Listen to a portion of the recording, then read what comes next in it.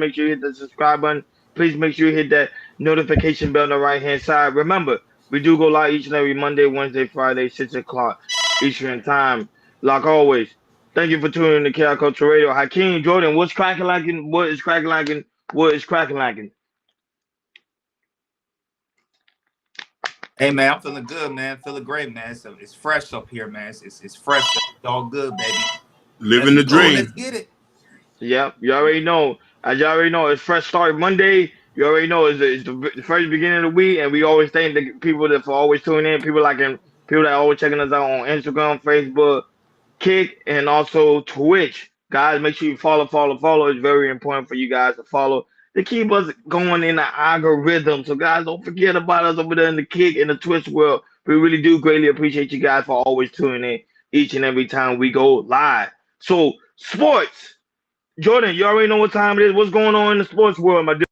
Let's get into the sports world. Let's get into the sports world. So you guys don't know, Anthony Edwards last week, he had a viral statement and caused every stir around, social media. And he talked about, skilled players back when Jordan played. And this is what he said. He said they said it was tougher back then than it is now. But I don't think anybody had skill back then. Michael Jordan was the only one that really had skill. So that's why when they saw Kobe Bryant, it was like, oh my God, but nobody ever had skill. So he was saying that back in the day, it was only Michael Jordan had skill, even though Magic played at the time, Larry Bird had played, Hakeem Olajuwon, Shaq around that time. And that statement went viral and everything, and it went nuts. But so over the weekend at Invest Fest, Stephen A. Smith and Magic Johnson was there. And Stephen A. Smith asked a question to Magic Johnson, what do you think about Anthony Edwards' statements? So Hakeem, go ahead, play the clip. Stephen A. Smith asked Magic Johnson about the Anthony Edwards situation. After that, we'll chop it up.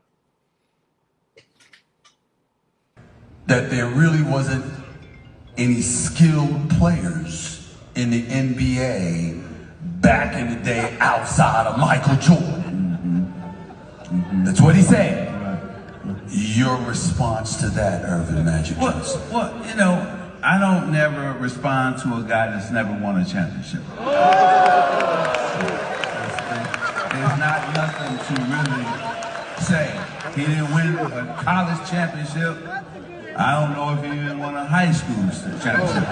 So Anthony Edwards just said the other day that there really wasn't any skilled players in the NBA back in the day outside of Michael Jordan.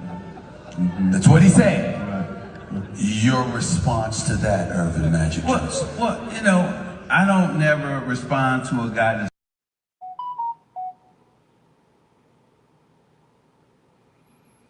So there you go. That was Magic Johnson, kind of response to Anthony Edwards. I was over the comments. Like I said, he was saying that only the best skilled player, only the skilled player was Kobe Bryant. But like I said, there was plenty other skilled players. You had, like I said, you had Shaq, you had Larry, you had Kareem, you had Clyde Drexler, you had Gary Payton. There's so many skilled players back in the day that when Anthony Edwards made that comment, it kind of thought about, he's 22 years old, he's a young player, but there's history with the game that there's so many Hall of Famers who played the game so well, who were skilled players, and I don't believe Anthony Edwards was thinking about that. The only person he was thinking about was Michael Jordan, nobody else. But yeah, man, that's how you went viral. So Ronnie, man, what's your thoughts, man? Do you think Anthony Edwards' statement was out of bounds, or was it in bounds? What he said about the only skilled player was Michael Jordan back in the '90s? Of course, he was out of bounds in all the statement he said because remember, clearly he's just doing that to get a viral moment, which he did, and the stir up controversy because everybody knew you had like Magic Johnson, you had Larry Bird, you had so many great people, even some people that even didn't even get championship, but were still great in the game. You had Charles Barkley, bro. You had man, you had Shaq. The name would go on and on and on. He was just stirring up. He was pretty much just talking to you, just stirred up controversy, so you could pretty much go viral, which he did. So that's why Magic Johnson say that comment. I can't really, you don't really have nothing to say to me unless you have some form of receipts, and the receipt is championship. So he don't even have one yet. So for him to be talking like that, I think it's just too early in the game. But I understand he just did everything for the viral moment, and I found it very to be very hysterical. And that's pretty much it. Cause he know, like outside of Michael Jordan, there was so many great people outside of Michael Jordan. So many great people. Michael Jordan would even tell you himself, he was like one of the people he would love to play against was I think it was like Larry Bird. Um it was so many people. Yep. So he's just talking out his behind. So go ahead, Akeem, your thoughts on it. Does your brother want to say something? Yeah, Go my ahead. my brother gonna comment. Go ahead. Go ahead. He's First of all, respect the Magic. Like I respect Magic big time and everything like that. He's comparing his accomplishments that he achieved with Hall of Famers Mhm. at a different time to a young man that got plenty of time left, right? And he's discounting his talent. This boy just he don't have just talent. He got the it factor along with the talent. So I think that when you on that level, you dang near a billionaire, whatever, blah blah blah blah. You gonna say stuff like that, and we really can't say nothing to the man. Mm. But what we can say is, all right, OG, we heard you, but we gonna see what this young man gonna do, because right now he hot. You can't say he not hot. Mm. You can't. I mean, you know what I'm saying. Everybody goes through ups and downs, but if you gonna compare him to anything, you jump straight to championships, and you don't look at because if you're gonna count all that, then you have to count how Jordan got kicked off the team when he was in high school, right? So you got to look at the body of work, and right now that young man is hot. Yes, I respect the OG. He has the right to say what he has, what he said. He got the rings to prove it. He played against greats like Bird, great, all that. But that young man got something. I think he should have threw a little something to him. You know what I'm saying? That's all I'm saying.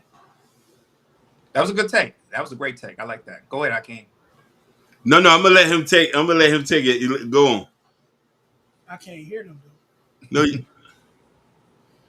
Oh, you want me to go? yeah. Go ahead. Okay. Oh yeah. So for me with Anthony Edwards, of course, to me, I like I said, Anthony Edwards, he's a top 10 player in this league. He's the future star.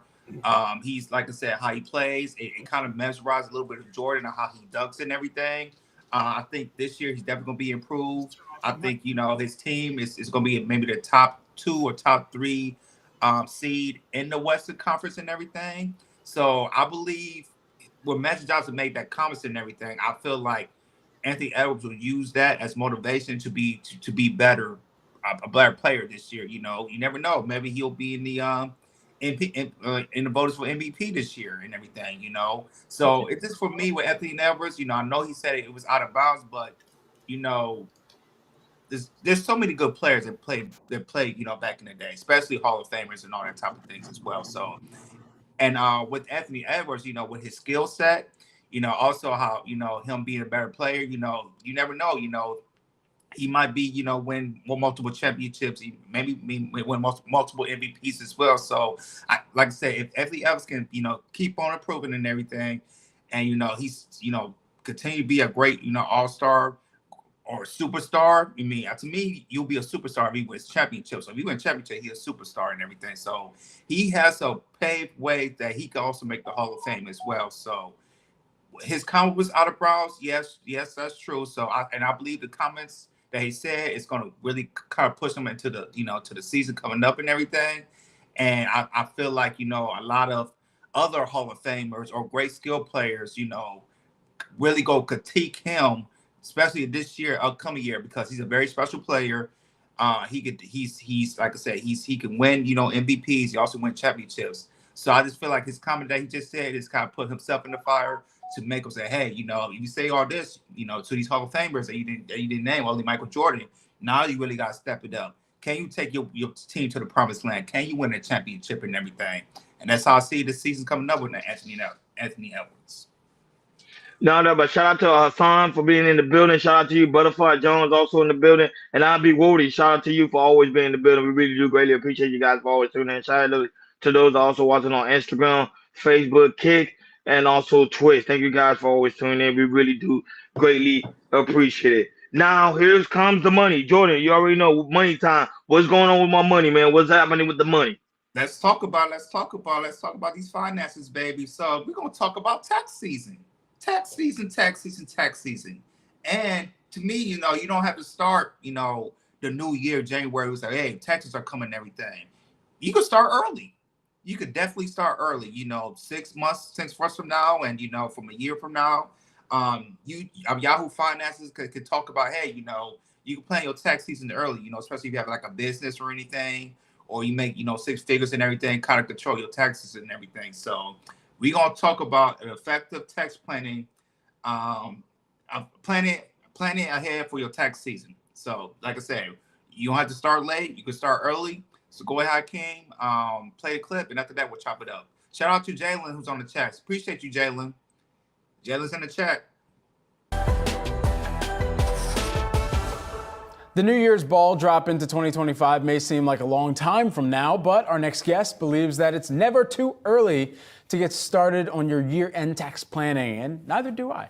Here to tell us how you can get a jump start is Judy Brown. She is the SC&H Wealth Principal and Wealth Advisor, joining us here on set. Great to have you here in studio with us. Thank you. Thank you for having me. Okay, so never too early to get started here, but if you are trying to get started early, where should you begin? Where should the mindset really kind of set a step one for your tax preparation for 2025? Absolutely. So right now, I think it's just understanding what year-end tax planning is. Okay. And basically, tax planning is taking people's personal goals, financial goals, and integrating whatever the current tax laws are to find a tax-efficient way to achieve those goals. So I think first step is looking at what your financial goals are, and then taking a look at your tax returns more carefully. So right now, looking at, we're in September, so it's a great time to hone in on 2024 taxes before the year wraps up.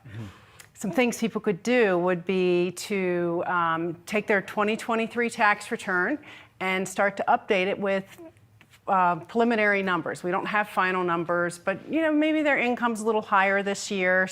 Maybe it's going to put them in a different tax bracket. Maybe they've had some medical expenses, so they're going to be itemizing, whereas maybe they didn't last year. So at this point, they can start to gather, take the time. It's not fun, but they can take the time to gather the documents, mortgage interest statements, all kinds of things, and just start to plug it in. And that's where the help of a tax professional or a tax advisor can really help. But it'll identify, have they paid enough in this year to avoid a tax penalty? Are they on track with their retirement goals and tax efficiency? So that's kind of the first step right now, I'd say. I mean, is there any significant change in the filing process that we're anticipating between 2024 and 2025 at this juncture? Interesting, not so much between 2024 and 2025, but between 2025 and 2026, we are expecting some big changes. And that's because the Tax Cut and Jobs Act, which was signed back in December of 2017, expires or sunsets, at least a lot of the provisions. And some of those provisions are pretty significant. And one that's been talked about a lot is the annual or the lifetime estate and gift exclusion, reducing to about half. But the one that's going to really affect most people, the things that are going to affect most people really is about the tax rate, the top tax rate going up, all the tax brackets shifting. Like the top tax rate is going to go from 37 to 39.6%.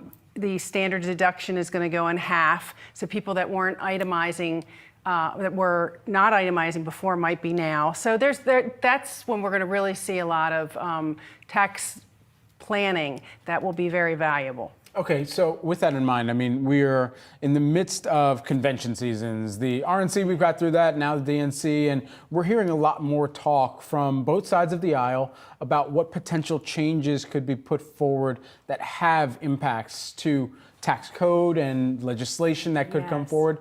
Is there anything that voters, people who are filing for their taxes, should be paying close attention to and listening for? I think they definitely should be paying close attention and trying to see how it's going to impact, again, their personal goals And that's where, if they can start now with doing tax projections, it's not a 1 year, it's a lifetime of understanding your tax efficiency.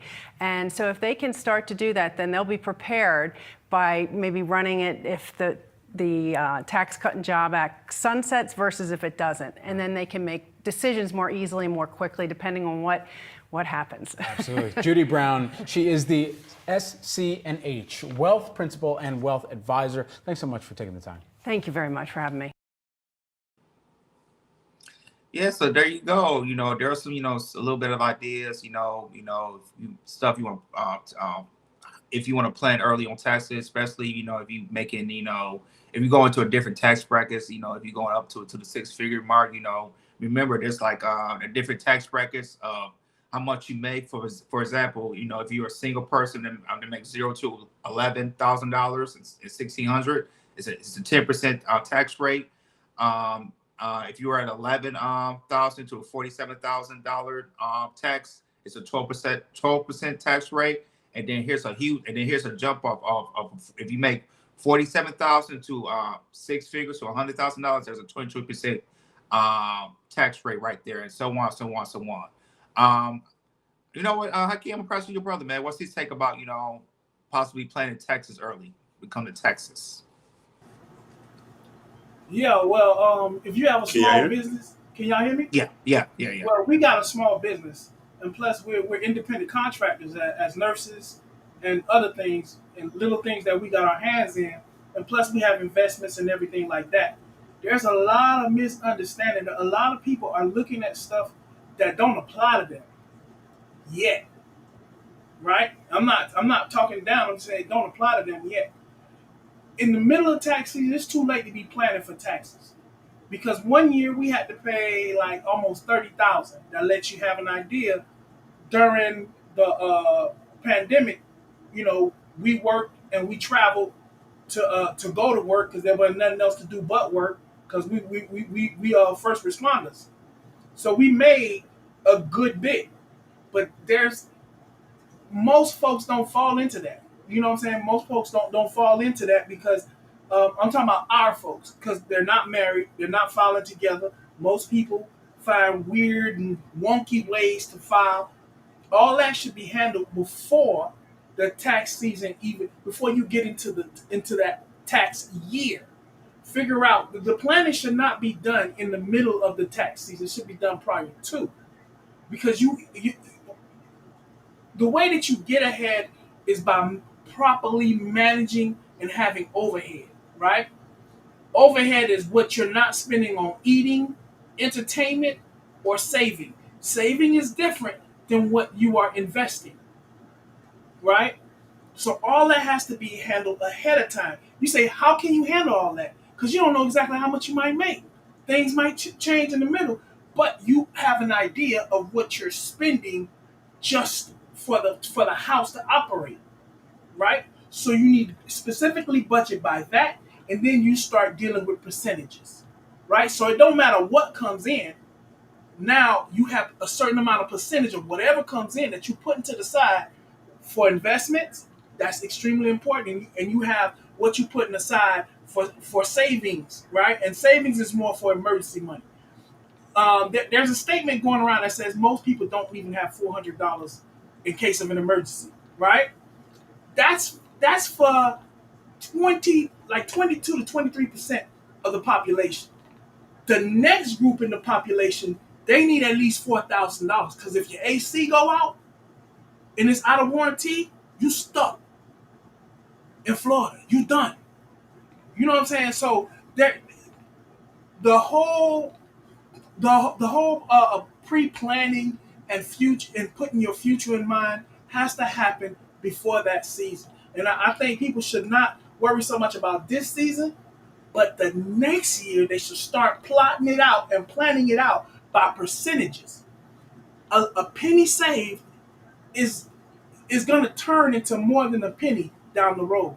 And that's what we really need to focus on. If you're focusing on what can I get back, there are things that are already in place, that are already set. You can't change. You can do some things, but you can't change them properly right now. But if you plan ahead for the next one, then you can make some movements, and you will see a change. And you first you'll see a change in you and how you operate. Some things you'll back off, and then other things you'll move forward in. I think that's the best way forward for all of us. And last final thing, and I know I'm over time, is communalism. We have to work that out. And when I say that, I mean it in terms of family, right? All the time we talk about, oh, we're not together, but this Latin family, that such and such family, but they only do that within family. They don't do that within certain community. The community will become stronger when families start working together. A family, if black families start saying, you know what, it ain't gonna work out for us like this. Let's three families come together, buy a 4-bedroom house, and we make that work. And then we move out from that as we stack up our chips and get better. We'll buy another house and split it in half. The next one, split it in half. That's how they do it, and that's how we should do it. That's how we did do it. To me, it's very smart, especially right now when you try to utilize the tax season, especially early in the game. It's very good because then you're able to, very like pretty much what he stated, you're able to prioritize and able to balance yourself out. The problem with certain people, they wait till at the end of the year to put all their books together, and now while they find themselves in a big financial hole, or figure out that hey, that extra money I could have used for something else to lower my tax burden. That's the problem. People don't understand the aspect of the tax burden. Yeah, you can make six figures and you can still be owing a lot of taxes. But if you understand how to use that six figure and make that money be used for you, you can actually put yourself in a lower tax burden and you can actually get money back. That's why a lot of people that have that's very wealthy, they try to use the tax season to try to find a way to get some money back and not to find a way to owe. It's a poor man mindset to owe. It's a rich man mindset to gain. That's the problem that you want to get. That's the part you want to get to. You want to get to a place that you want to be able to gain during the tax season. And I think the best way to do that is to utilize whatever you have right now to benefit you long term. See, someone like me that used to owe a lot of taxes, I realized how the rich people play the game, and I figure out like, hey, how come all the rich people can have fun? It's time for me to have fun too. I realized how they use the tax to their benefit. And I think us as regular folks, we need to have that same mindset. Okay, how can we use the tax as benefit? Okay, I get my tax when I get my tax return. Let me use that money. Let me put in some form of investment. Let me put in form of stocks, trade, whatever I can do, so it can bounce back later on at the end of the year. That was the rich people do. That's the rich game they play. So right now is the best time to prepare for next year tax season. And that's a fact. Shout out to Natasha Vincent, the mom mother is also in the building. Shout out to Jay Hub, who's also in the building. Shout out to Barry White. Happy, who hey, great to see you, who's also in the building. Shout out to Ashley A, who's also in the building. Shout out to Ken Doll, the mom father, who also in the building as well. Go ahead, Jordan. Yes, planning is early is very, very important, and I could definitely say like for my wife, when she has her dog business and everything. I remember like the first year it was okay, but the second and third year when she was making no more money, she would start when she kind of didn't plan ahead, she would start seeing that she owed taxes, $1,000, $2,000, and everything. So now that she's like, you know what, I'm gonna plan early, even though I have my business, also I'm working too. I'm gonna see how much I'm gonna owe for next year. Just get a calculation and everything. And also, too, people like rich people who own businesses and everything. This is the perfect time. It's like, hey, I put in so much money in charities and everything. Let's see if I can get a tax write off. Let me plan right now. See how much I can put in the donations, all that type of thing, and see how much I can get a tax write off. So I don't owe any taxes as well. And that's how people, big people do with money and businesses and everything. So it's very, very important, especially with couples who has like I said, who has a business and everything, and really figure out, hey, how much we gonna, let's start right now, let's start early, let's see how much we might owe or we might not owe at all, because Ronnie's correct. If you start late, especially in January, you're already too late. You're gonna figure out, oh, I already owe and everything. You won't be preparing everything. So it's very, very important to everybody. You start right now. Plan early, especially if you have a business. Start right now and see you if you gonna owe or you may not owe, because by next year you'll be prepared, and it's like, okay, if I owe, okay, I have the money saved to pay already, because you do not want to owe the IRS. You do not want to owe Uncle Sam. Believe me, Uncle Sam do not play. with his money. That's my take on that. I don't know how Hakeem got to take on it before we move forward. No, he's good. He said he cool. That being said, hip hop. Jordan, what's going on in the hip hop world? Shout out to Ashton, also in the building. The creator of the Psyche Avenger is also in the building. Go ahead. What's going on in the hip hop world? Let's get into the hip hop, baby. We're gonna talk about Uncle Luke down in Miami. He's telling these female rappers, the Megan Thee Stallions, the Sexy Reds, and Ice Spice, hey, y'all gonna need to cut the check. Because y'all twerking and everything, it came from my era. My era. So he believes that all these female rappers who's twerking it up right now, which, you know, female rappers is at the highest height, you know, of this generation. He's saying cut the check immediately, because what y'all do right now, I was doing this 30 years ago. Other than that, High Clean, play the clip, and after that, we'll chop it up. You can play the clip. Okay.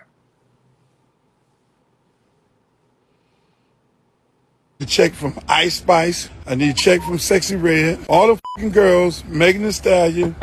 Anybody that's running around shaking their ass. Male rap is on some shit right now. I'm sorry. The females are winning. They're doing everything that I did. I'm still waiting for these girls to send me a fucking check. I need a check from Ice Spice, who turned her ass around and dropping it like it's hot and doo-doo browning. I need a check from her.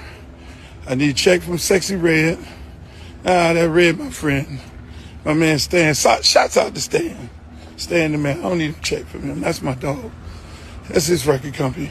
All the girls, Megan Thee Stallion, anybody that's running around shaking their ass, talking about pussy and dick on the record, y'all need to send me a check. Send me a check. Just stop by with the check and say, thank you, Uncle Luke, for allowing us fighting, going to the Supreme Court, allowing us to be able to say what we're saying on the records. And we're whooping these men right now because we're doing our thing. That's going to go viral. I need a check from Ice Spice. I need a check from Sexy Red. All the And you're right, and it did go viral. Man, what's wrong with him? You see, Uncle Luke has been talking a lot lately, you know, ever since the last month or so. Really much about the election. Now he's talking about, hey, y'all need to sign a check and everything, which is, I think it's weird. But go ahead, Hakeem, man. What's your take with Uncle Luke? Uncle Luke. No, but shout out to Hakeem brother that was here earlier that gave his take on yes. two of the commentary on sports and also finance, which was two great takes. Shout out to him as well. Go right here, Hakeem. Thank you, man. That was my older brother, and that's my older brother. So before he left, my older brother's old school, so he said he agreed with Luke. You know, he's from his era, but I think Luke is a bit clout chasing though. I say, hey, you are a forefather. That doesn't mean we owe you a check. You set a trend. So, you know what I mean? It's crazy for him to ask for money, though. Just be happy that you're the father of booty shaking and pop that and all that. Yeah, for me on this one, Uncle Luke, it's to me it sound broke for me, because if you don't need to be asking all these females for us, you know, to cut the check and everything, you know, and to me, you know, a lot of these women, especially Ice Spice or Sexy Reds, I would say Sexy Red, but I don't think Ice Spice. I don't think she know who Uncle Luke is. I'll say some of these female rappers, they probably don't know who Uncle Luke is. They don't know about his era or anything like that. They just see like, who is this man, you know? And they probably got the background and you know with the with Doodoo Brown and all that type of stuff. They looking back at the day, but you know, from these new artists, you know, especially in this generation, I'm probably half of them or majority of them don't even know who Uncle Luke is. So they looking at this man, say, like I said, who is this man? Who is he talking about? And everything, and you know, they might get some of the respect and everything, but these women, these women right now in the hip hop, they're not thinking about Uncle Luke. You know, they think about twerking and making some money, and that's all they thinking about. Point blank, period. Yeah. Point blank, period. But Ronnie said right now has having technical difficulties, and he'll be back up in a minute. Oh yeah, shout out to Butterfly Tone. He said they owe Little Kim and Foxy. Yeah, matter of fact, if I'm Lil Kim and Foxy, I'll be one to go on the viral and say, hey, cut the check and everything. But Lil Kim and Foxy, they're not gonna do that. They gonna No. let the young woman, get their money, get their paper. You know who owe Lil Kim and Foxy? Cardi B and Nicki Minaj. Yep. Oh, that's a good. Oh yeah. Because a lot of their styles are emulated by those two people. That's true. Yeah, sorry about that. I pressed the wrong button. No, so my thing is, old timer, I'm with J Hub. He said something in the chat like old timer expect them to always give him something. But this one, when it comes to Uncle Lou, I think the only thing they should have gave him is respect because he did do a lot to make things possible for people to be able to twerk and make music about shaking their butt, shaking their thing, and doing all that stuff. So, because he did have a battle when it came to ask for the Supreme Court to make everything come true. We already know Uncle Luke is a legend.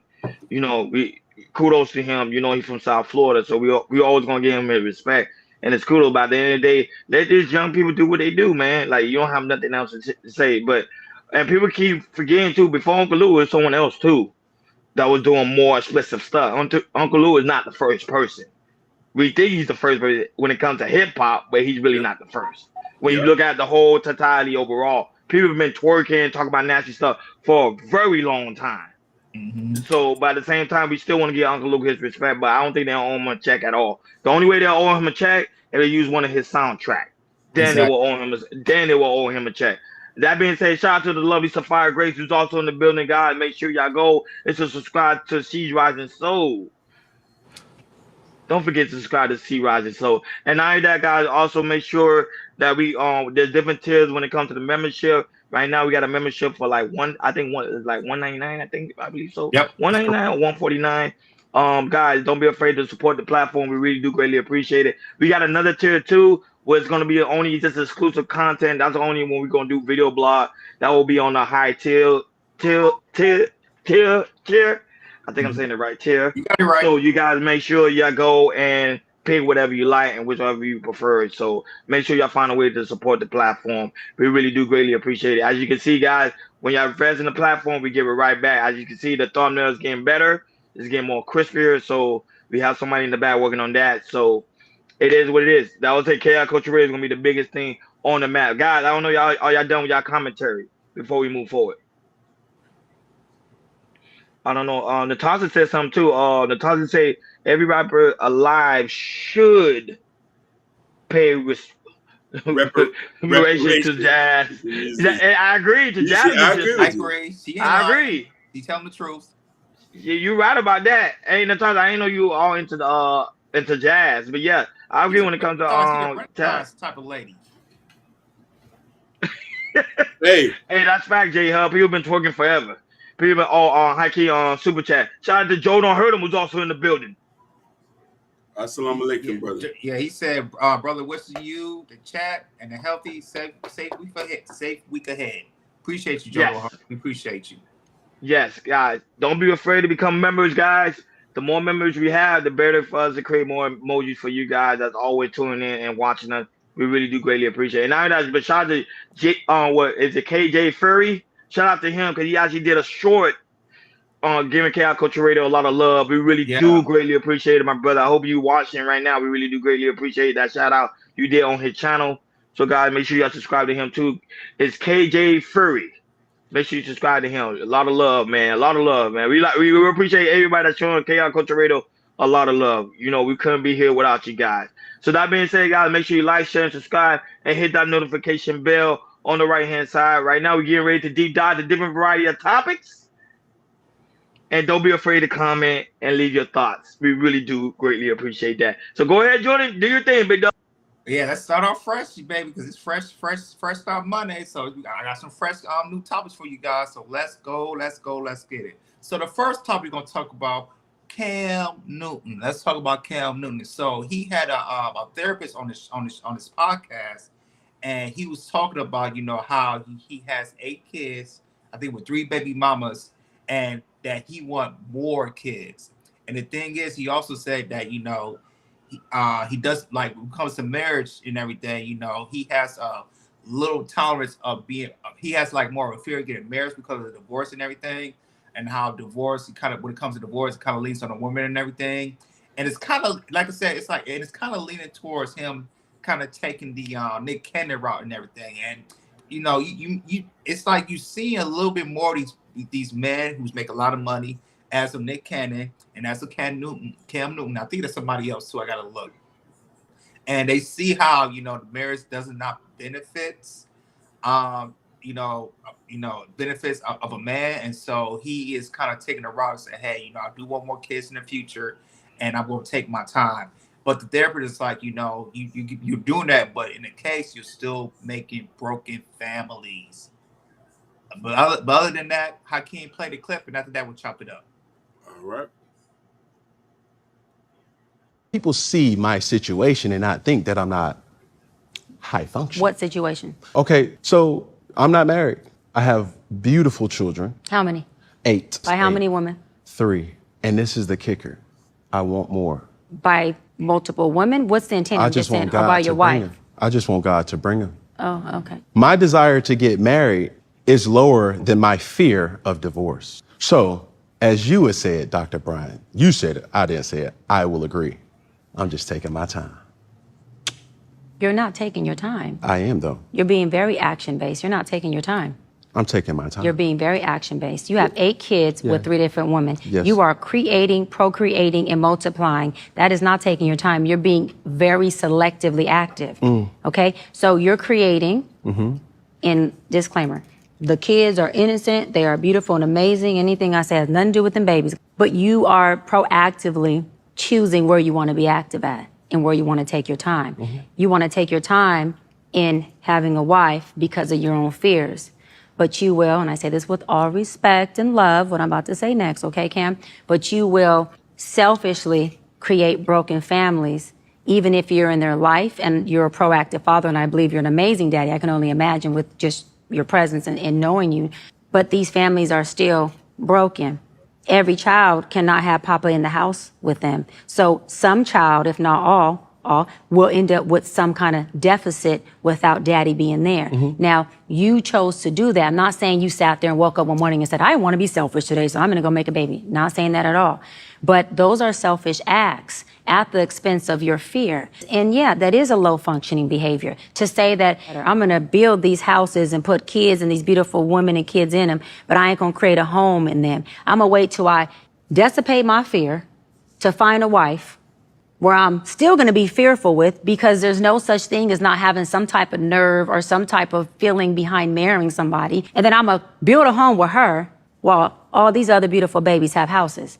That's completely unfair and that's selfish. And so, yes, you're taking your time in this department, but you're not taking your time in this department, which means you're compartmentalizing. And compartmentalizing never works. Compartmentalizing hurts everybody involved. Everybody who's in this box and that box and this box and that box and this box. And then here you go over here trying to figure out what box you're going to feed or entertain or do. Then you're looking outside to figure out who's your next victim to put in the box. It's unhealthy. A lot of people see my situation. Fact, J Hub. I like J Hub. Fact. That's facts. Women are the one that create the home. That's facts. But we'll talk about that. Go ahead. Go ahead, Hakeem. Your commentary. She was flaming. Wait, you agree with the lady? Yeah. 100%. Oh, this is gonna be interesting. I can sit 100%. Hey, listen, Ron, Jordan, I'm standing on business. 43 years of marriage, I ain't got no deficit. I'm an egomaniac. My mom and dad put me to a place where I feel like I'm the shit. I don't know what it feels like not to have a daddy. I'm sorry. Them kids should not. She read and broke it down. Listen, I felt like she was slicing cheese. One thing I'm going to say, nothing's never promised. We're going to go into this. There's fearful for everything. A lot of y'all can walk out the street. Y'all taking a chance to go out the street. Y'all might not make it today. That's how love is. But if you believe in God, and the woman believes in God, then you should be okay. The covenant should be respected. Go ahead. I disagree with her because at the same Oh time, this is why I disagree with her because remember he's still present in the kid's life. He never left the kid. Nah, he would have left. That would have been him, David. He's still present in the kid's life. Not only that, he still get the mother a place to stay, the kids somewhere to go, pretty much to stay. He's taking care of all of them. Now he was as an absent father that he's not doing his part and he's just having kids no, no. and leaving them. No, no, Go. I emphatically disagree because let me tell you something. There's some things them kids gonna miss out by him not being in the house. he's there. No, he's not in the house. They in separate cribs. So let me ask you a question. I know how to shave due to eyesight. When I used to watch my dad watching him in the bathroom, what this old man doing? And shaving, shaving, shaving. I learned how to spend money watching him, how he interact and talk with people. If he wasn't there, I would have had to learn that from my mama. It's pump 17 at pump 7. I know how to fix on cars. I know how to build stuff all by watching. I wake up in the morning. When I used to wake up in the morning, he'll be sitting at the dining table. Those things you can't pay. You can't pay. I'm trying to tell you. Them kids is going to have a deficit. I don't know because I don't know. I don't know about that because growing up, even during ancient time, the father was not always there. But go ahead, Jordan. Your take. Go ahead. Well, me looking at this, I can look at different lenses because I was born in a single parents household, and also I'm married with a child and everything. So looking at the, born like I said, me and my brother being in a single parent household, not has my Jalen have his father around more than my father was. But the thing is, it's like I would say we were the anomaly and everything. Maybe I should have came out worse, but I didn't. Me and my brother came out the same way, even though he had his father a little bit more than I had my father is and everything. But for me, when I turned 18 and 19, it's like, you know what? I haven't learned a lot, so let me go to the world and to explore and everything and see what I need to do. So when it comes to that, especially in Cam Newton's scenario and also Nick Cannon's scenario, they have, Cam Newton has 8 kids and Nick Cannon, he has 12 kids and everything. It's like I said, with him having a lot of money, it's like, Nick Cannon is even though he's not there, his presence is still there in a way. And, exactly. That's what I'm saying. It's like and those type of men, it's like, I just want to see how when they grow up and how the kids how to react and everything. So how I'm looking at it now, and the thing is, we kind of seen a shift too with men have money. We seen that with Cam Newton. I'm noticing. We're seeing that, Nick Cannon, that are good businessmen. We're not talking about rappers who have 5, 6, 7 babies out of nowhere. You know what I'm saying? Or Bootsy. Bootsy, he has like a lot of kids, but he's there, he's present as well. But I think I don't know yet, but he like majority of the kids is good, but one of his kids, they're all scattered. There's other stuff. I want to ask you a question. Let it be a morning Nina don't see you. I bet you she cry all day. But kids gonna cry anyway. When you take them taking them to the first day of school, they're gonna start crying. It's just a matter of human nature. And Jalen say this, which I finally disagree because he was like, having a part-time father is not better than having an absent father. I disagree because the father is still there present. One of the issues single mother always say is the dad is not present. The dad is not there. Now the dad is there. Now it's an issue. So which one is it? You want me to be there or you don't want me to be there? Which one is it? Ronnie, I would say this too, and it goes to my brother's part and everything. I would say that, even though his dad was there a little bit more, there was still some things that, that I see in my brother that I think that his dad would have did a better job at. But the thing is, it's like for me, even though my father was there, I had a job, I had a moment. It's like, hey, I need to get out so I can learn how to be a man and everything because, even though I had, my uncles, my granddad and everything, I appreciate it.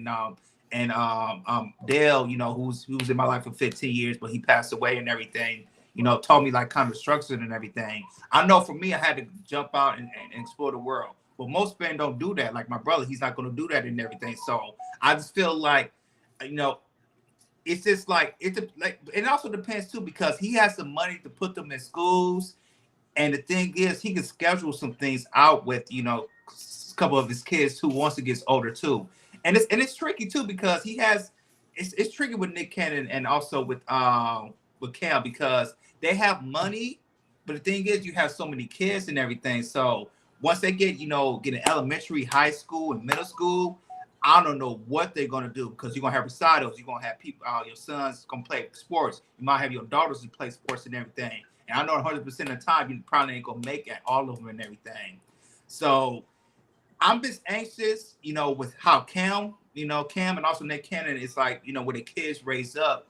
And then once they turn 30, 20s and 30s, because usually we turn 20s and 30s, if you're raised in a single parent household, you're going to think back, your life, especially, I'll say especially, 20s and 30s, like, hey, I wish my dad was there at a couple of these Okay, weddings. prime example, Jordan. Let's say you become a famous podcaster. You won't be at your daughter's every event. It will be extremely hard. You have to go Mhm. because if you don't go to certain venue, you will get sued. You get what I'm saying? Like that comes from business. That was you're not. It's just realistic thing. You're not gonna Right. be in all your kids' at an event. It's just a like you can even use Tom Brady as a perfect example. He said I was not able to go to all my daughter's events. I just Mhm. wasn't able to. That's why you have to have an understanding wife or woman understand and tell the kids like, hey, your dad not gonna be in every event. He's working hard for us. But listen Go here. ahead, I can. Listen here. There's a difference. At least after he's done, he's going back home to her. Some of these kids don't. He's not going back home to them. Them women live in their own cribs. At least when he knows on Saturday, daddy off. When he wake up in the morning, we gonna make daddy some breakfast. He gonna take us shopping. There's a difference waking up and seeing a nigga face than FaceTiming. That's all I'm saying. There's a deficit. And this is what I'm saying. Like what he's promoting, no, baby, we don't want it. We I got don't. another sample too. It kind of works too. Let's say parents that go to the army who has to go away for a long time as well.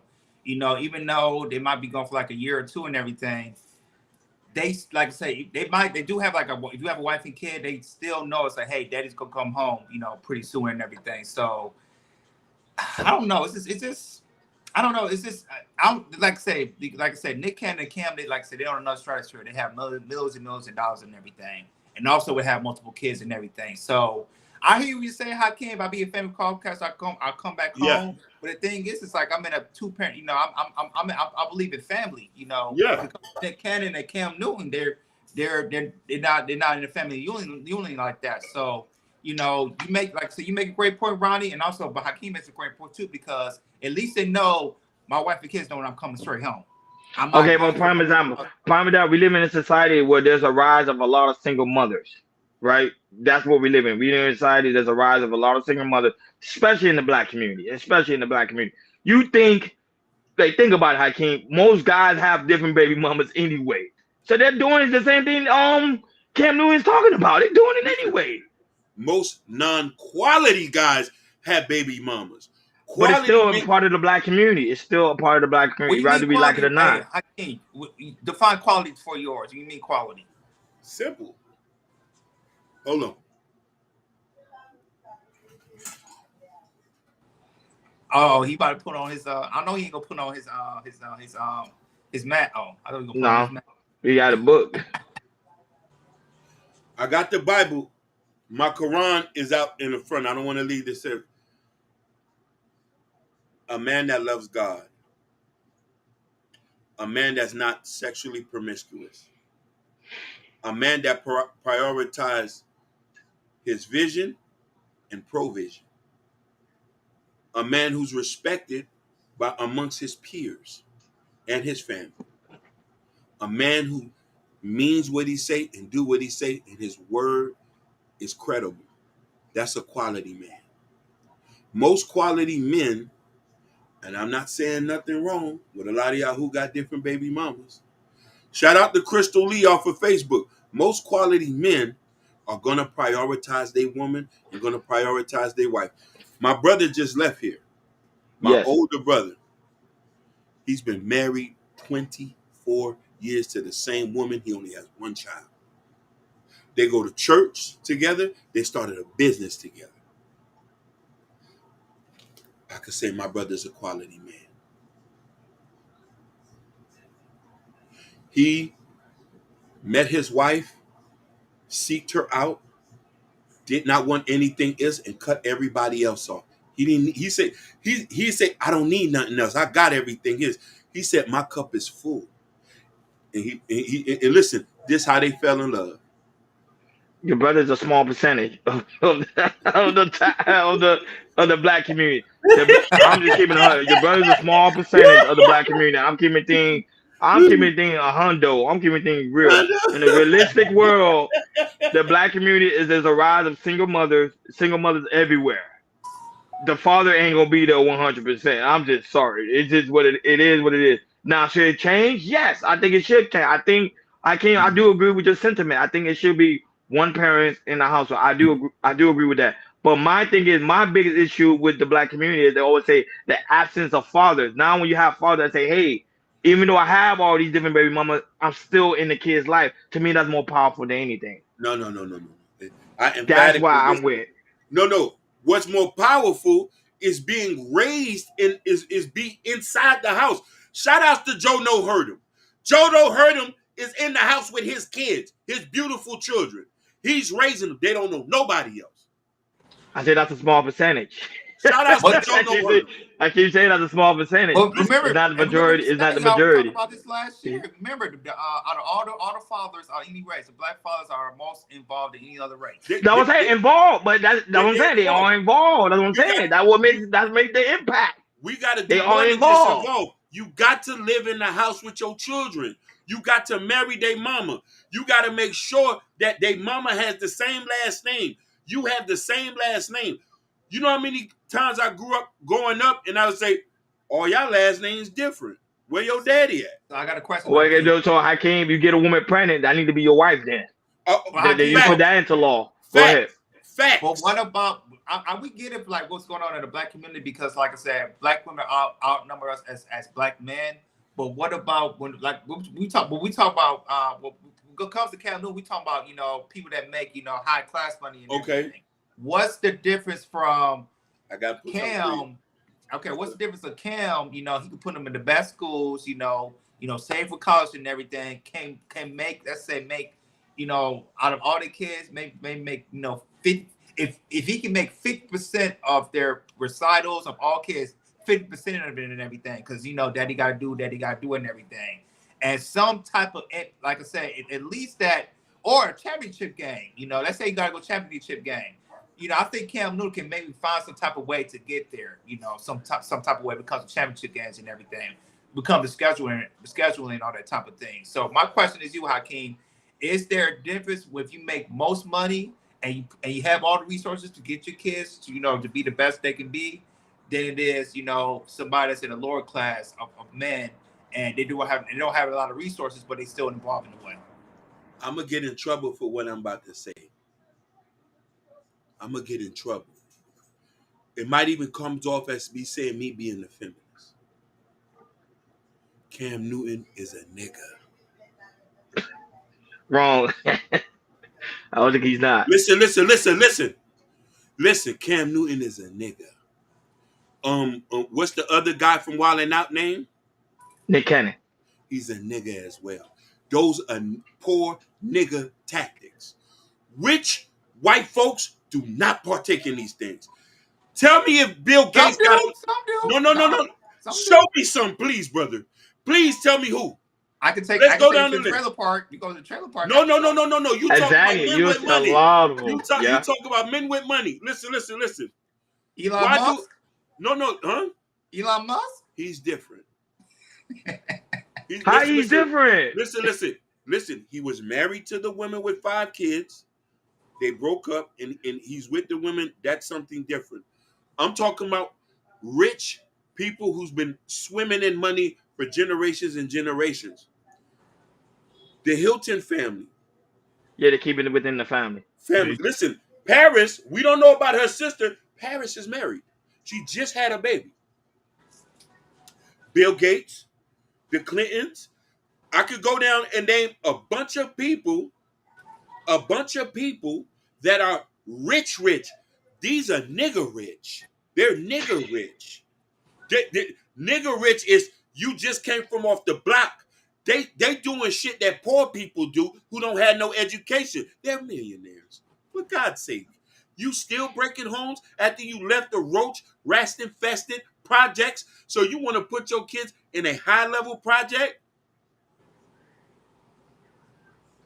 Them kids won't know what it feels like to know how to what I've been taught, what you've been taught. Your daughter is benefiting now. To me, the only reason I disagree because I think he been there for his kid's life. I think he's not being absent. He's not being It's, one of the it's, absentee it's fathers. not So that's enough. my.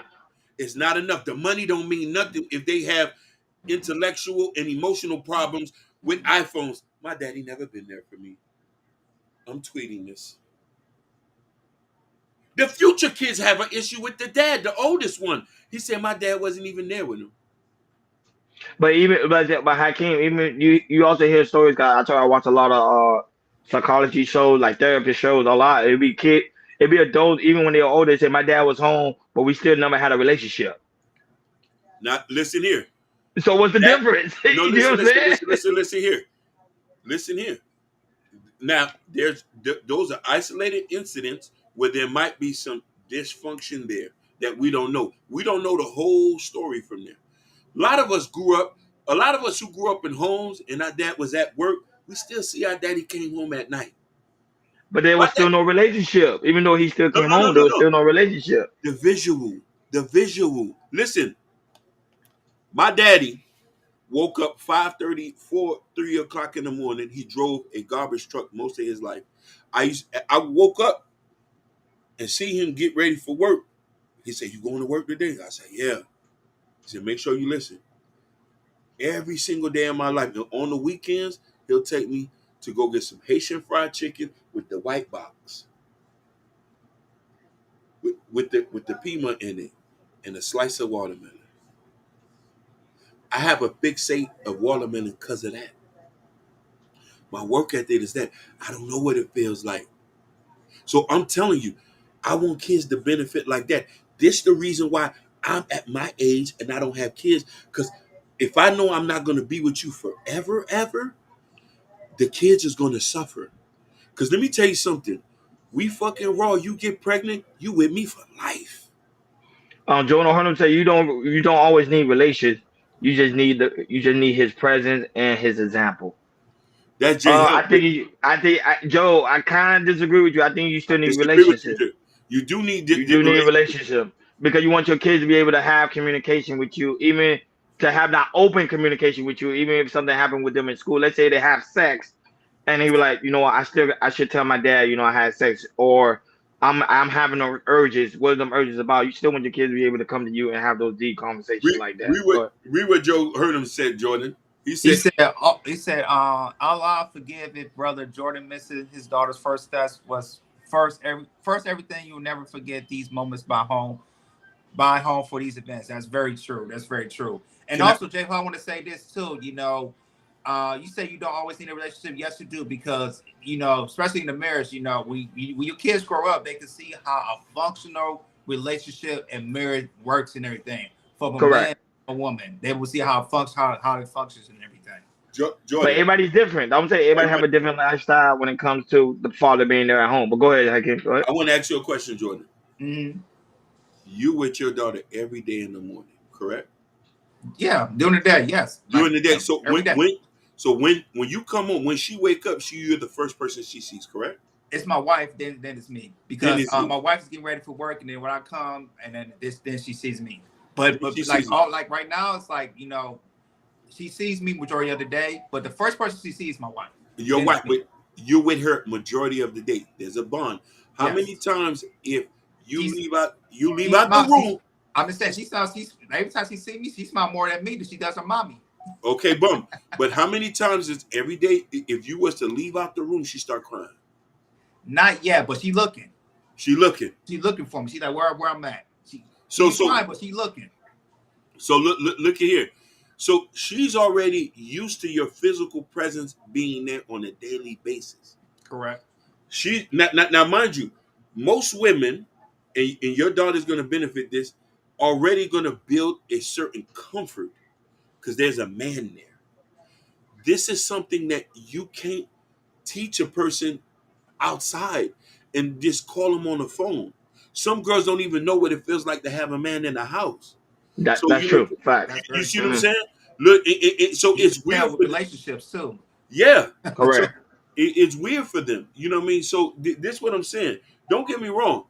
I'm not negating that he's not there for the kids. He spent time. He might take them on trip. It's a difference when you're in the house with So if I say, let's say, what if a woman would do the same thing a father do, leave the children home, and then split and this and that? We'll call that negligent. them. But at the Yep. same time, I agree. But to me, that's why if a woman is a single mother, that's what you gotta have strong communication with the baby father. Most of the time, there was a viral clip. I don't know. We're gonna do a reaction to it, but there's a viral Yeah. clip. A guy was saying that most of the time the guy don't really like dealing with the mom is because the mom always irritate him. But I don't know. We're not gonna really cover that. But at the same time, that's always be the case. But that's why you have to have a strong communication with the baby father. Like, hey, I gotta work at this certain time.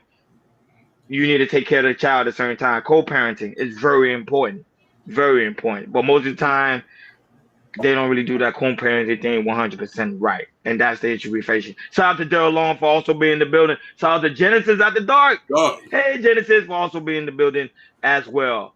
Go ahead, Jordan. Moving forward, Jordan, heard you right. Every child is different. That is true. Some child feel like they don't want to have a relationship with their parents, but Yeah. I think they should. In my opinion, I think you should have a good relationship with your parents. But go ahead, Jordan. Yeah. All right, let's go. Move We forward. have the R March, so let's talk about the headline. Let's talk about Dr. Umar. He was on a podcast. That was podcast it calls, but and he was, and he went viral because he got heated when it comes to the how the hip hop has not done anything for the black community, and him and another pastor, they was getting heated. Dr. Umar was cussing and everything. He was talking about how Jay-Z has done nothing and everything. And Dr. Umar was hot because you know how Dr. Umar, he is super passionate when it comes to our black community. And, when it comes to black men, when it comes to the hip hop community, he'll call it straight. If the last, 50 years, he says it for truth, the hip hop community has not done nothing for the black community. But that said and do, Hakeem played the clip, and after that, we'll chop it up. To say, oh, hip hop in 50 years has made sure that black people now are respected, and no, that's never gonna happen. What has it done for the people? It gave you listen to hip hop music and you were inspired at some point, no? Nigga, I'm leaving. We're moving. We're literally we're moving goalposts. It ain't done shit in 50 years for the community. It made individuals rich, and that's it. It then gave jobs to. It gave a couple jobs. The drug dealer giving out a couple jobs too. But the drug dealer is essential to the black community in the ghetto. You can't tell me that somebody grew up in the hood. Hip hop ain't done shit concretely beneficial to the black community. You gave me incorrect. fashion. The first thing out of your mouth was fashion. I gave you fashion, and you started yelling over me. What else? But then also, then there's technological advancement. Podcasting, for example. Look at all the black people that now have access to jobs and ways to make money due to that. We're still talking about rap. We're still talking about cinema. We're still talking about these camera operators, these new people coming up with new. Let me make it real concrete for you. I just made it concrete. No, it wasn't. That was all bullshit. No, give me a relevant institution that hip hop built in any community, anywhere in America in 50 fucking years. I just told you. No, you didn't. I just told you concrete. People that would not have access. I didn't say individuals. I said an institution. I said people. Where's the bank of hip hop for the black community? The definition of the word people means not an individual. So I'm telling you, people that now of 50 years ago would not have had access to work. You're dealing in individualism. I asked you, what did they do for the community? You can't give me nothing because they ain't done shit for the community. People from the community can now work in a music industry that there was never going to be a space for them. What the fuck? That's individualism. That ain't helping us. That's bullshit. No. Bull fucking shit. No. It's not helping us. No. What's happening is virtual signaling. That's bullshit. What's happening. Virtual signaling ain't happening. Done shit. A few people could get jobs. Everybody can say that shit. Elon Musk got a couple black people on the payroll. That don't mean shit. Elon Musk didn't come from black. He's not a black person. My point is, you can get a job from anywhere, whether they black or not. But now That's you're not getting a unique job. benefit. Now black but people. You're still talking about individualism, bro. A few people. You've been around for 50 years, the most popular music genre in the world, billions and billions of dollars, and all you can tell me about is a few people can get jobs? That's bullshit when you look at the costs that the black community has had to pay for hip hop. A whole generation, 2-3 generations of black kids growing up thinking the best thing you can do is be a damn gangster. Woo!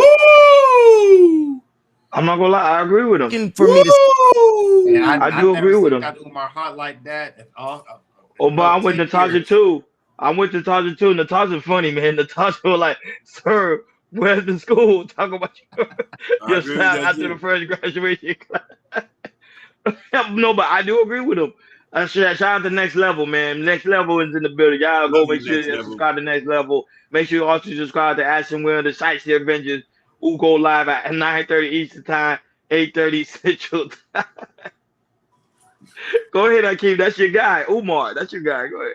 Listen, my mouth dropped because everything he said,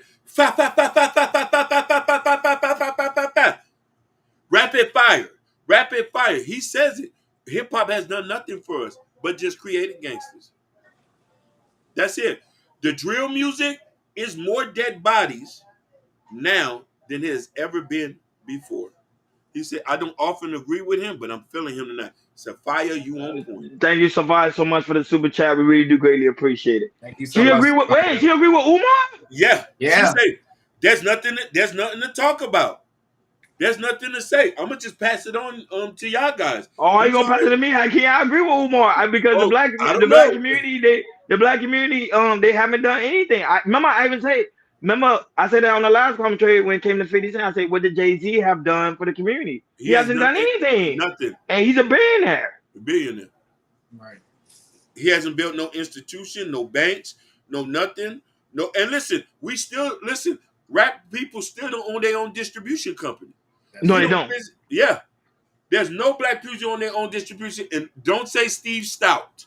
Steve Stout is in a partnership with United Masters. He does not own nothing. Mm-hmm. Only individuals is made rich. The black community, listen, the record company has sucked us dry and pushed us into prison. Mm-hmm. I don't really.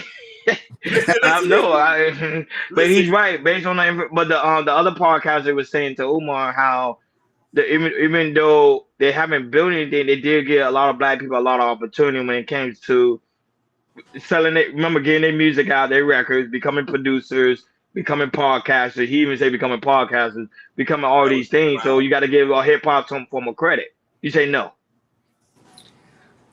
But the thing is, the only people that did maybe build a school is Kanye West. He built one in Sierra Valley, which is almost an hour away from where I'm from. I think Diddy, he had a school, but that's not ordinary and everything. But the thing is, it's not enough. I know 50 Cent when he's doing the Supreme Report is doing good. Building the studio and everything. But I agree with Dr. Umar when it comes to banks. When it comes to schools, I think schools. To me, there should be no more priority because I think that's one of the easiest institutions to open. When it comes to hospitals, it's kind of hard. I know hip hop, and a lot of people, rappers, with restaurants and everything.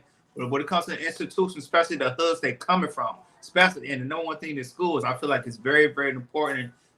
For like a 50 Cent, a Jay-Z, Kanye did this, I'm not gonna put him out there. Diddy did this, I'm not gonna put it out there. But I feel like we need more schools in low communities that we in and everything, so we can help build these young minds. So push them to a better promised land and everything. Also entertainers as well. We even though Russell Westbrook, we talked about him the other day. He's doing good. He's going to South Central and helping a lot of these kids. With cooking classes and everything. And other entertainers like LeBron James, he over his school in Akron as well. So we see a lot of that. But when it comes to hip hop community, we need to see a lot more institutions. Number one priority should be schools. If you don't know about open up a bank, that's totally fine. If you're not good with the numbers or money, that's totally fine. Or even hospitals, that's totally fine. But when it comes to schools, to me that's easy. institutions to open, because you can make it a private school, you can make it a charter school, how to get access to get money for the government and everything. And to me, that's the easiest things to do. So Umar, 100%, I agree. Shout out to Hey, Chocolate. Chocolate. It's been some Brown, months. brown, driving me wild. Yeah, that was a lot of people watching from the clouds. I want to say I really do greatly appreciate it. When you guys come and drop Brown, in a comment, driving that's me wild. also awesome. It's greatly appreciated. You guys don't understand. And shout out to those that watch me on my Facebook side. The Yeah. guys, I can't see the comment. I will always tell the people I cannot see Hey, the comment. Could they be commenting on my side? So I always give them a shout out because I can't really see them hey, on my side. Go ahead. shout outs to Maricopa's finest. Maricopa, the Maricopa beauty. Shout outs to you, baby. Yeah, I don't listen to drill. I don't listen to drill rap. I don't know drill rap. I don't know how people can listen to drill rap. I don't even listen to drill rap. Me Most either. of the guys that do drill rap, I'll be like, I don't even know who these people are. All I know, person is Chief Keef, and that's it. Listen, And Vaughn. That's Chief it. Keef not really on drill rap though. Or is he? That is I drill know rap. King Von was. Yeah. He's the father of drill. So here's the thing. Thanks to my dad and my mom being foreigners, I grew up listening to reggae, dancehall, calypso, Cuban music, merengue, salsa. I didn't start listening to rap until I got into school. So this is why when I'm out on the streets, I say, "Give me that girl with the wicked from the wickedest slum."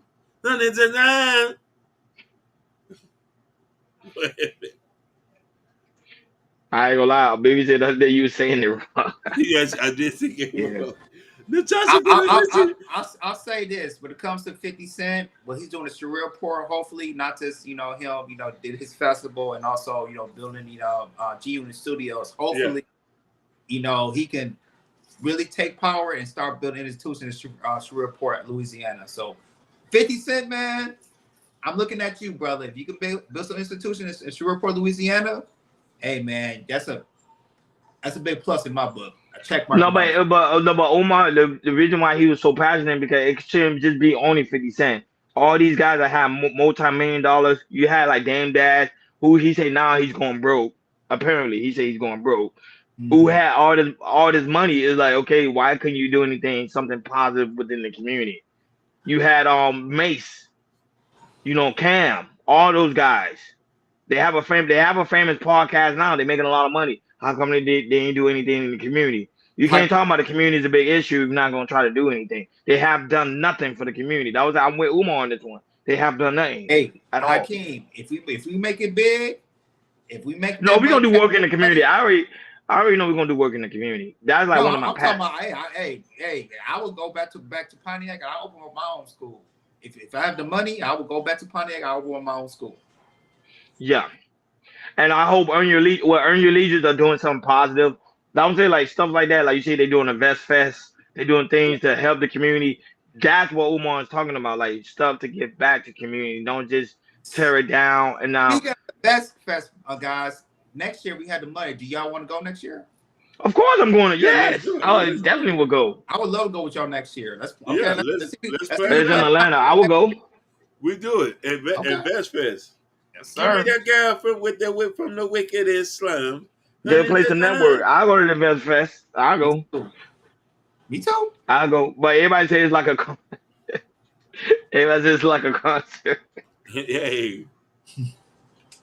That's what I heard. Shout out to Earn Your Legions. We're gonna go there to get the free memorabilia, all the thing. I'm gonna bring my big fatty pat to get all the free pens and pencils and cups. That's what you want, the free the pencils and the pens? Yeah. No, I'm gonna just go to the network. No, but no, that's a good. Hey, Natasha, you should go through. That's a good idea, Trev. Like, let's start support these black businesses. Let's do it. She said, "What a great trip out there. We should do it." Yeah, absolutely. Don't say we should do it. I'm serious. Don't tell me. I start playing for that thing now.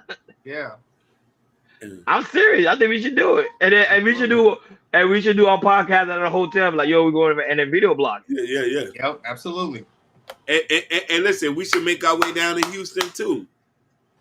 Who in No, I Houston? know. Ashton said he's trying to do a meetup. I think Ashton was we were talking about it on want the to meet show. up with the Houstonians. I want to Oh, sit with there with Shiesty the Avengers. the I told him I don't Shiesty, all mind. these. Listen, former Shiesties and new Shiesties. I told him I don't mind. I just don't want no beef. That's the only thing. I just don't. Ain't I gonna don't be want no no big. beef. You know what I mean? You know that, yeah. So shout outs to the Houstonians. Shout outs But to you. Ashton said he's working on it. Shiesty the Avenger meetup. After if he do it, let me know. I will be Basically. after November. It got to be after November. If it's in December, I will definitely go. For real, for real. I'll be Hakeem and Jordan. Maybe Hakeem. Maybe. Maybe. Okay, moving along. Moving along, Jordan. Go right ahead. All right, let's have a little laugh and see y'all think it's funny. Let's talk about Sean Kingston and his mom. So Sean King, as you guys know, Sean King and his mom were indicted for fraud charges and everything for wiring over $1 million and everything. And so while they was in court, reporters they was waiting for it and everything, and you can see Sean Kingston and his mom running from reporters and everything because if you're a scammer, that's what they usually do. When it comes to they do scamming stuff, and if talk to reporters, they try to run away. They don't want to talk to nobody or whatever. So, Hakeem, go ahead and play the clip, and after that, we'll chop it up.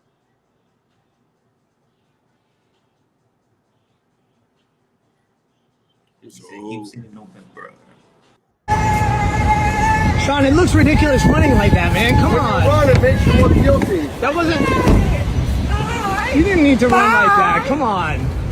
Only on Local 10, rapper Sean Kingston and his mother running from our cameras after a court appearance in Broward County. The mother and son facing federal wire fraud charges. They're accused of stealing more than $1 million worth of luxury goods. It was a pretty standard arraignment. The courthouse exit, not so much. Sean, it looks ridiculous running like that, man. Come on. Singer Sean Kingston and his mother, Janice Turner, leave as showmen. You didn't need to run like that. Come on. With a middle finger here and a bird flip over there, off they go, pleading not guilty in federal court to the wire fraud charges against them tied to $1 million scheme. We're looking forward to looking at discovery and working on the defense. Do you have a defense yet? We'll save it for the courtroom. Okay. Of course we have a defense. Somebody call 911. Oh, that was 1 second, so I think we'll be okay. Boy, he was running. He was running. But the mama was running faster than him. I know, right? That's what I'm wondering. Like, how is she down there 60 and she say, hi, bye? I think his pants were sagging. You didn't see when he was running, his pants were sagging. Yeah. But wait, but I thought they was in jail already, so they're not in jail. So they No, on bond. they're indicted, but they find the case. They plead not guilty, so they got the lawyer, defense lawyers, so they find the case right now. They was in jail. It still don't look good. They was in jail, but they posted on bail. I don't know. The situation with Sean Kingston, it doesn't look good. I always say it doesn't look good for him and his mama. It's gonna be. I'm gonna be surprised if they beat this case. I will be totally shocked they beat this case. They beat this case. That lawyer gonna go down in history because they have a lot of evidence against them that gonna pin them in jail for a very long time. So that was. I'm just curious about. I'm just curious. I'm really just curious how this all gonna play out. I'm being honest. Next level said Hakeem is out of line. No, next level. I was just giving it real. You know what I'm saying? Like his mama was moving, like. Yeah, she was. She was moving fast. She was moving by. Hi, bye. But to me, I think he should talk to reporters though. I think it looked good on his image. To me. Yeah, that's the thing. They know they're guilty. If you run it from the reporters, you're guilty. Basically. You're guilty. And the thing is like you plead not guilty. But the thing is, this is what I don't get. Once you get indicted, they have a really strong case to put you in jail. And to plead not guilty and likely you're gonna lose this case, they definitely gonna do some time. I don't know. Like I said, the lawyers they got, I don't think they was smart enough to say you're gonna plead not guilty. And I still think they should plead guilty. You see, they get some lesser time in jail. But like I said, if you are indicted, meaning they have a very strong case. 90% of this case is like they got this. You have a very short percentage of winning this case. Very, very short, especially if you get indicted. But think otherwise. These cameras, they think otherwise. They think they can beat this case. And hey, I don't think they are. I agree with you, Rod. I think it's going to be interesting, but I think they're going to lose this case. Jalen said they were speed walking. Jalen, you off the chain. No, I don't think he was speed walking. He was running. He was running from the reporters. But to me, I think he should just answer some of the questions they might have. Like, hey, do you like you? To me, I think you can answer to some reporters. And to me, that's the only coverage they're gonna get. You know what I mean? So they're not gonna get nothing else. But that being said, for Son Kingston, man, I'm just curious about this case, man. If they beat this, boy, they're going down in history. Go ahead, Jordan, because Florida don't play when it comes to fraud. Go ahead. I agree with that. All right, on to the next topic. So let's talk about Plies and talk about Charlemagne. So Plies went viral for he shared a message in the defense of VP Kamala Harris when it comes to those questioning her eligibility to become president.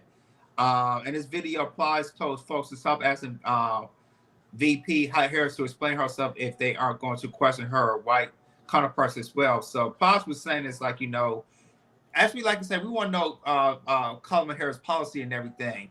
But applies to things like, why are you questioning her and everything? You shouldn't be questioning her. You're not questioning Donald Trump, so why are you questioning VP? Like I said, for me, you should question both parties and everything. And I don't think Plies really looking at that. So once Plies, we're going to play with Plies, he was response, and after that, we're going to play Charlemagne part. So go ahead, Hakeem, play Plies part. It is edited, so, when it cuts, they kind of blank it out a little bit. And then once you play Charlemagne's part, remember, we don't want to get copyright claim with them, so make sure you just play the audio for them as well. So you want to play Plies part first, eh? Yes, and then after that, play Charlemagne's.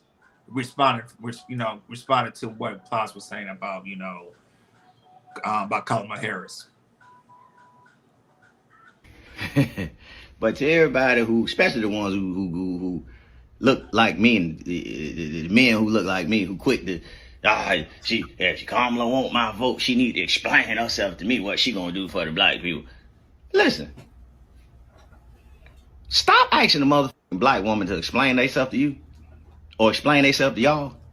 If y'all ain't willing to ask a motherfucking white man, they motherfucking explain himself. Y'all cool with the white man not explaining his motherfucking self to you.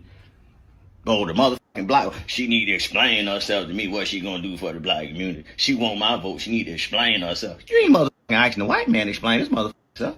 You too motherfucking scared to ask him. Motherfucking somebody need to explain something to y'all. Well, she been in the office already 3.5 years. Why she ain't do all the things she said she was gonna do? Cause she ain't the motherfucking president, that's why. When you go to the motherfucking McDonald's, that lady that's the motherfucking manager, she don't get to do what the fuck she is real quick. But to everybody who, especially the ones who look like me, and the men who look like me, who quick to, if Kamala want my vote, she need to explain herself to me what she gonna do for the black people. Listen, stop asking a motherfucking black woman to explain themselves to you, or explain themselves to y'all. If y'all ain't willing to ask a motherfucking white man, they motherfucking explain himself. You wanna do? She might can give you some motherfucking fries, but that's about it. Some free motherfucking fries. That's about all she can motherfucking do. But she can't change the price of that motherfucking quarter pound up there. Or that motherfucking Big Mike. That ain't that motherfucking lady White House. She just like the motherfucking, you motherfucking fall in line. Now, if you can get some motherfucking free fries out every now and again, you get some motherfucking free fries out. But y'all motherfucking know this. Most of y'all. But y'all just want something to motherfucking say. Now, if she was if she was the motherfucking president and didn't do something, then that's a whole different motherfucking ball game. And the same motherfucker, the motherfucking black woman need to explain that. Y'all the same motherfucker when Barack wanted to do. She was running. He wasn't motherfucking black enough for you neither.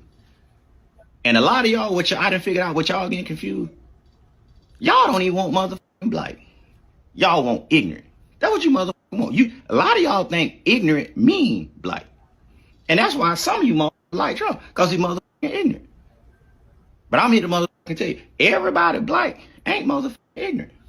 And everybody white ain't motherfucking smart. So put that in your motherfucking pipe and motherfucking smoke it. I was running. He wasn't motherfucking black enough for you neither. And a lot of y'all, I done figured out what y'all getting confused. Y'all don't even want motherfucking black. Y'all want ignorant. That's what you motherfucking want. You a lot of Hold on, y'all can still hear it? Yeah, I'm trying to fix it right now. Yeah, you good. Hold on.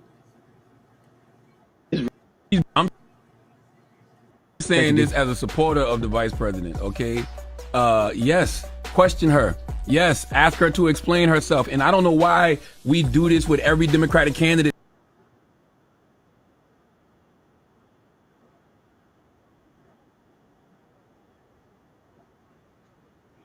I came, you fell off.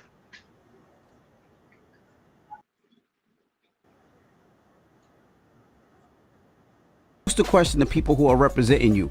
You just don't want somebody that you don't know what they are focused on or what their policies are. You are supposed to question the people that represent us. It just sounds right. Stop it. And Plies, you're offending the vice president. She wouldn't want that because she knows what comes with this. She's been in politics for a long time. The VP is tougher than most. Trust me. As soon as she became at the top of the ticket, even before that, she knew what comes with all of this. Don't get me wrong, she's still a human being at the end of the day. But trust me, I'm saying this as a supporter of the vice president, okay? Built for the scrutiny. She's built for the criticism. She's built to have to go out there and explain herself to the American people. And like Charlamagne said, and Lauren said this as well, you should be questioning everybody. Your local Congress people, your mayors, the people that represent your district, the people that you are voting for, right. even the principal at your school. You should be questioning those people that represent you, that's going to be pushing policies that's supposed to be affecting you. You're supposed to be questioning all these people. I've been supporting Kamala Harris since she was in the Senate in 2018 when we first brought her up here on the Breakfast Club, and I sat here and looked at her and told her I think she's going to be president of the United States of America one day. And I think God is setting us up for a woman of color president in 2020. I'm with it. I think that it's Senator Kamala Harris. I think she's our future president. I'm with it. And I hope God puts his hands on her and says, you know what, I want you to do this. All right. That's what I hope. So as well. God's plan. Put that on your playlist too, by Drake. And guess what? Throughout that whole time, I've supported her, but I've also been critical of her. I've also asked her tough questions. That's just what you're supposed to do. So don't listen. She's built for the scrutiny. There's nobody telling you that you shouldn't be asking these elected officials and these people running for office to explain themselves. That's the whole point of campaigning. I agree. They go out there and explain yourself to people. There's nobody telling you that you shouldn't be. real quick. Facts.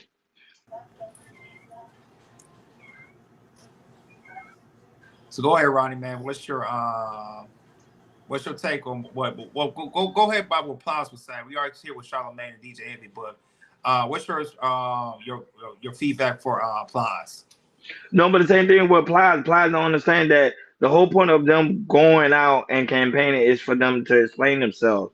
That's what our job do is to question. And now he said people didn't question the white man, quote unquote Trump. Yes, they did. A lot of people question Trump all the time.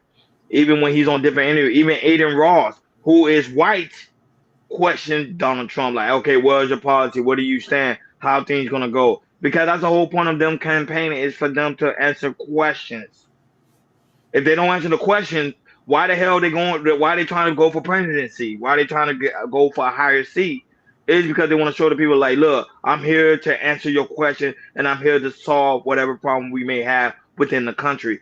I think Plies don't really know too much about politics. He knows a little bit, but he don't know too much about it. And I think that's what crippled him as a person that's trying to be a spokesperson for Kamala Harris, that he got to understand that it's your job to question her.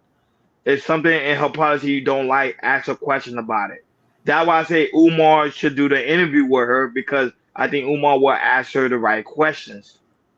And she will be able to answer those questions, and they might bring people that have questions about Kamala Harris to her side, like, you know what, she is the right candidate for the job. But if you don't question somebody, you're gonna put everybody in the blind to follow somebody that don't even have the answer to solve the problem within the country. Go ahead, Akim. You know what the problem is? Like, Plies sounds smart to a dumb black person. That's it. I was just trying to rephrase from saying nigga. He wasn't articulate about the whole situation to say don't be questioning no black woman. I don't want us to get emotional here. Everybody gets questioned. I want Donald Trump to go through the same scrutiny that she has to go through. This is the country we talking about. We don't give a fuck who y'all is, what the tax is going to look like, how it's going to benefit businesses, how it's going to benefit healthcare. But they talking about, this shit they talking about is all nonsense. I don't give a fuck about none of that goofy shit they talking about. You on here trying to articulate yourself about not being questioned. She's a political candidate who is bought and sold by public money. She's going to get paid by public money. We have to ask her questions. And that's it. How many F-bombs that Plies got to keep saying? Like he said in every sentence, yo. Every sentence. I don't get that. I don't get that. But Plies, come on now. We gonna question every candidate that's up there. We need to question every candidate. It's Donald Trump, right? Kamala Harris, whatever. And like I say, your city mayor, when it comes to your state city, we need to question everything so you make sure, when it comes to policy, it kind of benefits on you, we see that you on that Democratic, that train, you ride it very, very hard. We already know you're gonna vote for, you ride it very, very hard. But when it comes to us black people, that we have like we might not be Democrat, we might be Republican, we might be independent, we might be no party affiliate whatsoever. When it comes to the elections, any elections, it's our job to question like what's going on. Vice President, she did put out her policy and everything when it comes to economics and everything. When it comes to child tax credit, for the first year of your child, I think it's like $6,000 and everything, and also for $25,000 for new homeowners who want to buy a house and everything. So she did state it and everything, but the thing is though, as far as black people or other races, do we like it or we feel like she needs to do more? Same with Donald Trump, he put out his policy. Do you like it or you feel like he should do more? It's nothing but to question that, and I feel like, especially in our black community, we need to question and get what we want. It must be a demand. You need to demand what we want. If they're not giving you what you're getting, you won't have to vote. When it comes to like electoral votes, like I said, when it comes to electoral votes, you do have something to say in that because once, let's say, lady, stop. So once the let's just say Kamala Harris lost and everything, they can look at the black community and to see, if there's people voted for her, or they voted for Trump, or a lot of black community didn't vote whatsoever and everything. I feel like if Kamala Harris lose and they look at the black community, they're gonna say, hey, maybe we're not relevant for the black community of them giving the vote for Democrat and everything, and we gonna see if she lose, and especially with the Democrat Party. They look at how many black people that even vote that did not vote for her, did not vote at all, or vote for Trump. They go definitely look at the demographics and look at black people and say, hey, maybe we should do a little bit more. Maybe we should put some more policies up for black people and everything from the Democrat Party. So it is important to, like I said, to question these candidates very, very hard. If you like them, you can vote. If you don't vote for them, period. Yeah, that's what I'm saying. So I think Ply misunderstood. So I don't think he knows too much about politics. He's just very heavy supporter of Kamala Harris. He's a very heavy on Democratic supporter, and it is what it is. But he should be able to question them too as well. Because remember, at the end of the day, our taxpayer dollars paying for them. But shout out to on Diary of an Angry Mixed Man is in the building. My half brother. He said, shout out to my favorite channel, KI Culture Radio. We really do greatly appreciate it. Big dog. I don't know you want to hear. I don't know. How can you want to read Sapphire Grace's comment? I have to. That's the love. That's the Tampa Queen. She said he is a convicted SAG predator and a 34-time convicted felon and a traitor to our nation, inciting and instructing to overthrow the election. Why do we love degenerates? He's talking about Trump. Yeah. Sophia, that's America for an example. Exactly. That's America loves degeneracy. Actually, I'm being honest, I didn't watch the Democratic convention. I didn't even watch the Republican convention, to be honest with you. I mostly watch when it comes to the aspect of the debate. them two facing off, Is it because 2 weeks? then you have two 2 weeks? parties 2 weeks away, exactly 2 weeks away, because then you have two parties with they two different political views. That's what I'm more intrigued by. I don't really care about the convention because they all can say promises, but then when they in that debate, they'll say something totally different. So that's why I'm more focused on the debate, not mostly on the convention. Go And ahead. people, Go ahead, Judge. let you know when it comes to the debate, we will be doing a show on the debate like we did last time with Joe Biden and with Donald Trump. So it's on a Tuesday. So on a Wednesday we'll actually do a debate broadcast show, and we're gonna have an open panel. Republican, people that's on the Democrat Republican, you are welcome. Just be respectful. That's all. When it comes to Democrat, when it comes to the debate, because I know a lot of people when it comes to election, we like to be very, very passionate. So it's just more important if you guys come up, if you got different point of views, just be respectful. If you feel like you're going to be over passionate, just take a deep breath and breathe. It's just a show. It's just a debate and everything. So like I said, we'll be having a debate broadcast on that Wednesday, and we're gonna have an open panel like we did with the Joe Biden and Donald Trump. Yeah.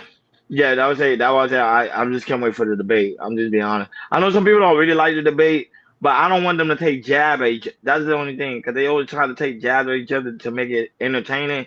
To me, just focus on the issues. That's all I can say. Just focus on the issue, get straight to the point, and let's keep everything forward. Because pretty much, I think they got one more after this debate. I think they got one more in November before the actual voting date. And also, go ahead, and also Jordan. the vice president of the debate too, as well. That's coming in October, I believe. Yeah, that one should be entertaining. That one should be actually good too as well, because I want to know how they're gonna deal with the border crisis. So yeah, so guys, stay tuned. Like Jordan said, we will be covering that when that debate is pretty much being covered. So that being said, let's move forward. Jordan, let's go on. Let's keep moving forward. Let's go. Let's get it. Let's talk about. We're gonna go back towards the to the not to the candidate, but going to the children aspect of it. But we're gonna talk about how why children become fatherless. So there was a man who went viral, and he's talking about how why children become fatherless. And the one point that he made, he said the bitter baby mama makes us leave the child alone. So he's saying that the person, the guy that he had sex with and everything, and sometimes they might come out bitter because they're not in a relationship. The man might go with another girl, another woman and everything, and she get bitter because of that. So it's just so many reasons. So other than that, Hakeem, play the clip, and after that we'll chop it up. I get a lot of backlash about this post, right? But there's a lot of dads out here that are not deadbeats, right? But the bitter baby moms make it so unbearable to co-parent with these women to try to raise these children that they are pushing the fathers out of these kids' lives, right? And we get a lot of unrealistic people that'll say shit like, no matter what she does, it shouldn't affect your relationship with the child. Let me tell you something. I am a black man out here in society. It's hard enough just being a black man, making it to work and coming home without getting shot and oppressed by police and all the other demons that's in the environments that we live in. Now, not only do we got to jump through the hoops of being a black man out here in society, but we got to come and have a war with you as well, just to do the right thing by our kids. Let me say this once and for all. Our responsibility is the kid. We don't have to give you extra money for you. We don't even have to act like we like you. If the kids are old enough to make the phone calls, I'm gonna get a lot of backlash about this post, right? Then there is no reason for you to be involved at all. Take your emotions out of it. It's about the kid. And when you do this nutty shit and this bitter shit and you're worried about who he fucking, who he seeing, who's at his residence, what girlfriend he got, what chick he got around braiding your daughter hair and all of this weird shit, that's where the confusion comes in. Let these men that want to be fathers father their kid without you being a fucking headache. Stop pushing these black men out of their kids' life. It takes a village, and little boys need their dads, and so do little girls. Then there is no reason for you to be involved at all. Take your emotions out of it. It's about the kid. And when you do this nutty shit and this bitter shit and you're worried about who he fucking, who he seeing, who's at his residence. The last post always gives you, huh, King? Oh, that shit always get me. Always get them. Always. It's your all take, good. Hakeem. Go ahead, Hakeem. Your take. Shout out to Narrative and Dialogues. Yeah, narrative and dialogue is in the building. Yeah, shout out to him, big dog. Go ahead. I'm about to say this, and this might be, I'm like, man. Go ahead, King, man. The show's about to end soon I anyway. know, yeah, like so here's the thing. I'm Haitian. My parents are Caribbean. In my community, we tend to don't leave the relationship even if the relationship is bad. So what he's talking about, I don't know. I kind of program if I get with somebody and our relationship is rocky, but we got kids, we stand to death do us part. So how can you never dealt with a bitter woman? I have dealt with bitter women, and I Okay. tried, but Is we it, don't do have. you stayed in a relationship or you left? I've left. I walked, Okay. I walked away, but listen here. But listen here. Listen here. Listen here. I didn't have kids, so the ball game was a little bit different. But if I had kids, I tend to be like, hey, let's just make this thing work. Let's like, if we got to sleep, Sometimes won't work, Hakeem. you know what I mean? Like, Sometimes if it we got just to won't work. Sometimes the woman just bitter. It just won't work. if we got to sleep in separate rooms, let's do this. With the three kids and He like, just sleep in a room. yeah, Hakeem, like, sometimes it's not gonna work. You dealing with a woman that's yeah, bitter. and You and dealing and, with a woman that's upset at the world. and, It's and not gonna work. and then I might ask her, hey, I know you don't like me like that. Can I pay for some sex? You know what I mean? Oh my gosh. Really, I can't really. Yeah. Like, cause here's the thing: if we in the house, I know I'm financially taking care of you. I'm financially, and we together. I don't want to break the home up. We need to make this thing look good, cause eventually we might work our situation out. So, like, if you don't fuck with me like that, let me sleep in the room with Junior, and Latif, and you'll be right. And then if it's some nights I want to get froggy, I'll pay you. Like if you want to, if it's about the dollar, I'll pay you. I lay on top of you and I go back and go sleep with my kids. You know what And I I mean? can't look at dialogue question he asked you. He asked you a question. He say, but what if she's pushing him? What if she pushing him out here? You can't make things work that won't work out. But here's the thing: even if she pushing him out, unless she gets a protected order against me and say stay away order, then I'm not. I don't have no kids, so I'm gonna use discernment until I get a woman that's gonna want to be. Because I might buy a trailer and sleep in front of the crib. I got kids. They gotta wake up and see me every day. You know what I mean? I gotta make sure. This is why I said I gotta make sure. Like this why I don't like. This why I don't like fucking raw. You know what I mean? This is why I don't like fucking raw. This is why we strapping up the rubber. Because the day that rubber comes off, we married. I hit you raw today, we married. Shout out to True Never Favorite is also in the building, guys. Make sure you subscribe to their channel, True Never Favorite. Make sure you subscribe. Let's get that brother up to 1K subscriber. Hey, but Hakeem, I think you being over you being over dramatic, man. But I do get your sentiment in the aspect of having unprotected sex with the women because that's very important. I think most men don't think about the responsibility that soon you put your Johnson and Johnson inside of her, mm-hmm. and you get her pregnant. Now she becomes your responsibility. Now you got to figure out a way, even though you know in the beginning that you know this woman is bitter, you know this woman is trouble, Right. and you still want to get this woman pregnant. That's your responsibility. You got to know how to deal with it. But dealing with a bitter woman, Hakeem and Jordan, is not a good feeling. I had that experience before. It's not a good feeling at all, whatsoever. But for me, never dealt with a bitter woman. See whole lot of people deal with bitter women, and I was like, you know what? I would never put my situation out there because it can really put a stress onto a man. And I'm like, and you can see a man 10, 20 years from now, you look like he's 50, 60 years old. You know, old hair and beard getting all gray hairs. Skin all wrinkled up and everything. Looked like the life just came out of him.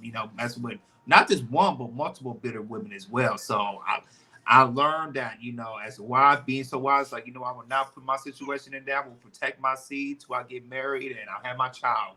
and that was that because I cannot deal with no bitter woman. And also, I would say this, man: if you deal with a bitter woman, see you get full custody and everything. Fight for full custody. You know, I know it might not, you know, it might lead to the woman's side, but if you got the money to do it, fight for full custody. So you have to deal with the majority of that bitter woman because the child will be in your custody. So I believe in that.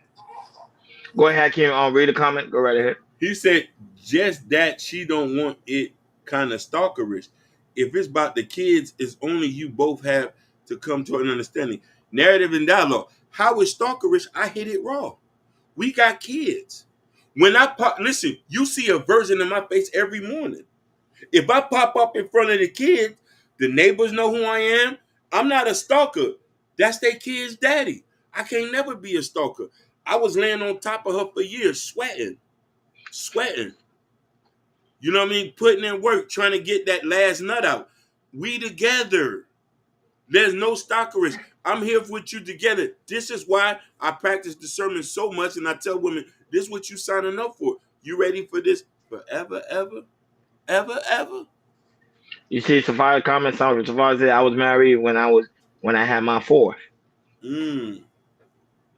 If If it have not been, go ahead, Hakeem. She said I would have ended the pregnancy, but if it was early enough and it was too late, I would have be 50-50 split time and finance period. Pink. Pretty pink, driving me. Pink is in the building. Shout out to Pink for being in the building. Don't trip, we're not dropping the link today. We dropped the link on Wednesday. Go ahead. Shout out to Tennessee's finest. Girl, you had to end it in on a frenzy last time. You had to end it in on a frenzy. And they would say, where they said, I said, we were shooting in Tennessee. Hold on. Ned and Dallas said she didn't want you to see who that new man coming in and out and to be a roommate with benefits. Listen here. You got a new man. We just a happy family. You and a new man in one room. I'm sleeping with the Junior and Lateef. Oh my God, that's crazy. That's crazy. Listen, you got a new man. We a big happy family. We're a big happy family. I can't leave my kids. I'm sleeping with them. I'm putting the drawers on. I'm walking out in front of the house with the wife beater on, with the extendo, smoking the black and mild, so they know it's pressure come here. So when her boyfriend pulled up, I said, "Who this?" I said, "Nah, fool, you can come up in here. We ain't together." You know how it is, like when Tupac did the move Poetic Justice? I'm just like that. Man, they both our kids. They're both our kids. That's how I you tripping on that. You tripping on that one, but I already know you tripping on that one. You tripping on that one. But I would say, but a lot of men do experience bitter berry moment because they like to see that get back situation because the relationship didn't go well, and now the father is in a whole nother relationship, happy, or the one treating the woman better than he treated her. She becomes bitter, and then now that she used the kid against him. You hear stories about that a lot of times. So sometimes the guy don't really want to be separated from the child. It's just they cannot deal with that woman. Just cannot. Hey, Dialogue, I'm the same way. I don't know what Hakeem talking about. I don't try to understand what he's talking. You know that what? ain't me, homie. Hey, listen. Narrative and Dialogue. They know I've been extreme like this. Jordan has known me for quite. They know I'm standing on business. I've been like this from day one. Listen, you leave. I'm coming too. You have a new man. That's your man. We a family. You have a new baby. That's my baby. Because I already got kids with you. So I'm adopting a new kid. Sneakers, listen. Sneakers, the new baby gets sneakers too. We a big happy family. No, you're not leaving, baby. It's death do us part. I hit that raw. I hit that raw before all in, baby. I hit that raw. It's so all them kids. So you hit a woman's raw. That's your wife, pretty much. Is that what you easy. Say? That's why I don't have unprotected sex. What about your last name, my king? Oh, here we go again. Jordan said this. Here we go again. I had to put the ring on this finger. You got kids? Let's say, for instance, you got kids. You get with me, the last name got to change. The daddy could stand next to us, but if I'm taking care of them, they have to have my last name. You leave, have a new baby. The father's active. I'm back in your life. The baby last name got to change, or you just can't deal with it. I'm for real about these kids. The kids need a daddy. All the kids is in the house. African garments down. We Nigerian now. We Nigerian. I'm the chief. Just think about this. Your baby in the house, we all Nigerian, and I'm the chief. Give me that No, but I girl. agree. But I do agree with you. If your kid, if another one bringing kids into the house that ain't your kid and they stay in your house, yeah, their name should be changed. I agree. Yes, I don't disagree with that. I We agree. not Change playing. it. We not playing. We changing them names. We changing them names. We changing them names. And If she yeah, said, "Oh, I don't know, I don't want to do that," then give the kid to the father. because look at here. Because when I speak about them, I say, who this is? Oh, this is my daughter here. She could be high yellow. Hakeem, you dark as hell. Fool, that's my daughter. You see her last name? Listen, we descendants of Africans, so any kid we touch, they our child. Listen, I could be at the corner store. It's a bunch of kids. I say, I'm the chief. These are all my babies. Think about it. Think about it, Abby Wardy. You gotta think about it. Let's say if you got a you taking care of you taking care of another man's kid in your house. Yeah. You might as well just change the name. You taking care of the kid anyway. The man not there. I agree. That's what I agree with Hakeem. Change the last name. I agree with you 110%. Listen, look what I be on there. He said, nigga, you taking her out to eat today? You taking all of us, the whole family, because we are now a big happy family. Listen.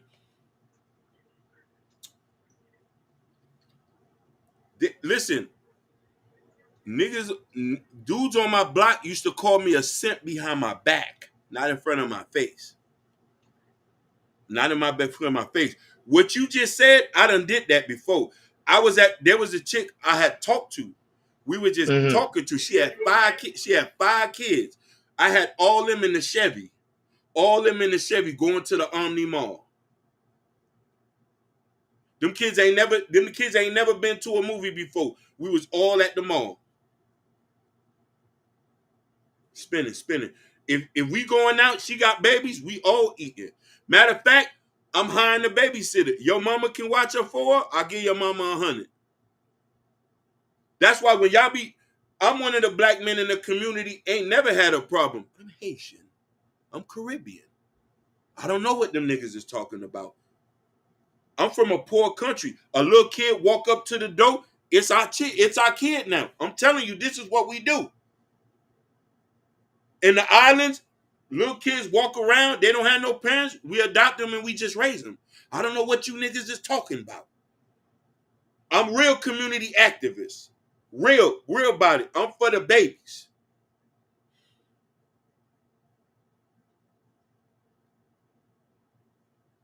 Moment of silence for all the real niggas who take care of Steve. That's it. Yeah, that was the thing. But remember, some people don't experience. That was it. Some people got to travel the world. When you see people really in true poverty, like true famine, and you see like kids are literally out there in the street with no family at all, and they go to different villages, and the villages raise them as their own. It's a powerful thing to see. It's so many stories of kids wandering the streets. And hey, where you at? Listen, I wish I could call my homeboy.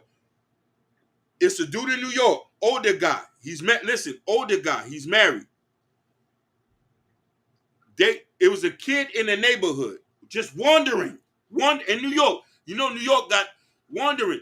The guy took the kid in, found out who the kid was, and adopted him and raised him with the kids he already had. I say, and I'm like, and I was asking the guy, is he son? No, he said he just seen the kid out there. He say he ain't want nothing to happen to him. Some people are built different. A lot of y'all, those YouTube talking point, don't listen to the YouTubians. Them niggas just be talking, man. Them niggas barely take care of their mamas. Listen, I'm always wealthy and I'm rich because I give. I take care of the babies. I don't discriminate. I don't discriminate. When I look at the babies, if they light skin, high yellow, I say that's my baby. If she say that's Papa, I say can't nobody tell me nothing about that. So I'm just telling y'all, if when you see this, take care of the babies. Facts. That's it. No, a lot of people say they feel you. Safari said she feel you. But you know, shout out to Jabbar for being in the building. Like a lot of people see where you coming from. He 100. said, You know what I mean? he said, I could see that too. He said, I'm from Jamaica, Queens. Listen, you from Jamaica, Queens, that's a predominantly Caribbean area. How many families have taken other kids that's in there? This is why I say, when I got on YouTube, I hear these niggas talking about we don't date shit. I say, don't worry, it's always some man. That's why I say you can't discount a lot of us in the black community. It's a nigga out there who don't mind taking care of kids. Yeah. Yeah. I agree. I agree. There's a lot of men, even the aspect of in these YouTube shit, they say don't date single mothers. There's a lot of men that date single mothers. Come on, man. That's a lie. Yeah, that's definitely That's a lie. I would say it's a lie. Remember, that's internet talk. That's what we telling you. That's internet talk. And listen, older or younger, we still adopting them. Your kids could be 20. I say they mines. 25, they mines. I'm at the baby shower. She get hurt, I'll go call Tum Tum. Hey, we need to stick tonight. Your daughter got a pressure, she could be 30. Hey, I need you to come handle this. I say we gonna run down on them. This is what we do. She say, I think they're looking at it from a dangerous standpoint, Hakeem. Yes, because here's the thing. If you're genuine and you're sincere, narrative and dialogue, it doesn't come off as being a weirdo. Let's get something straight. It's weirdos out here. Let's get something straight. When they say, I want to be close to your daughter, can I look at her in the bathroom? You're a weirdo. You're a weirdo. But if I'm telling you, I just want to, if I'm going to help raise and give them the knowledge, power, and understanding that my father had taught me, it's a genuine thing. If I'm telling her, hey, pull your skirt up. I want you to wear long skirts. I'm talking to her like a father. I don't have to be biologically her father. I'm speaking out of love. And this is what a lot of young girls need. But the thing is, too, the mama's got to say, hey, he want to be your daddy. Hey, he acting like your daddy. Your real daddy don't care. Show him some love. Go ahead, brothers. I'm done. And no, I'm saying that's facts. I would say everything on YouTube. I always tell people that's YouTube talk. Everything online, that's social media talk. And when you leave that social media world and really go outside, you see this is a whole different ball. Our guys are talking to big girls, fat girls, overweight women, dark skin, light skin, you name it. Men don't really care. That's why I be laughing, man.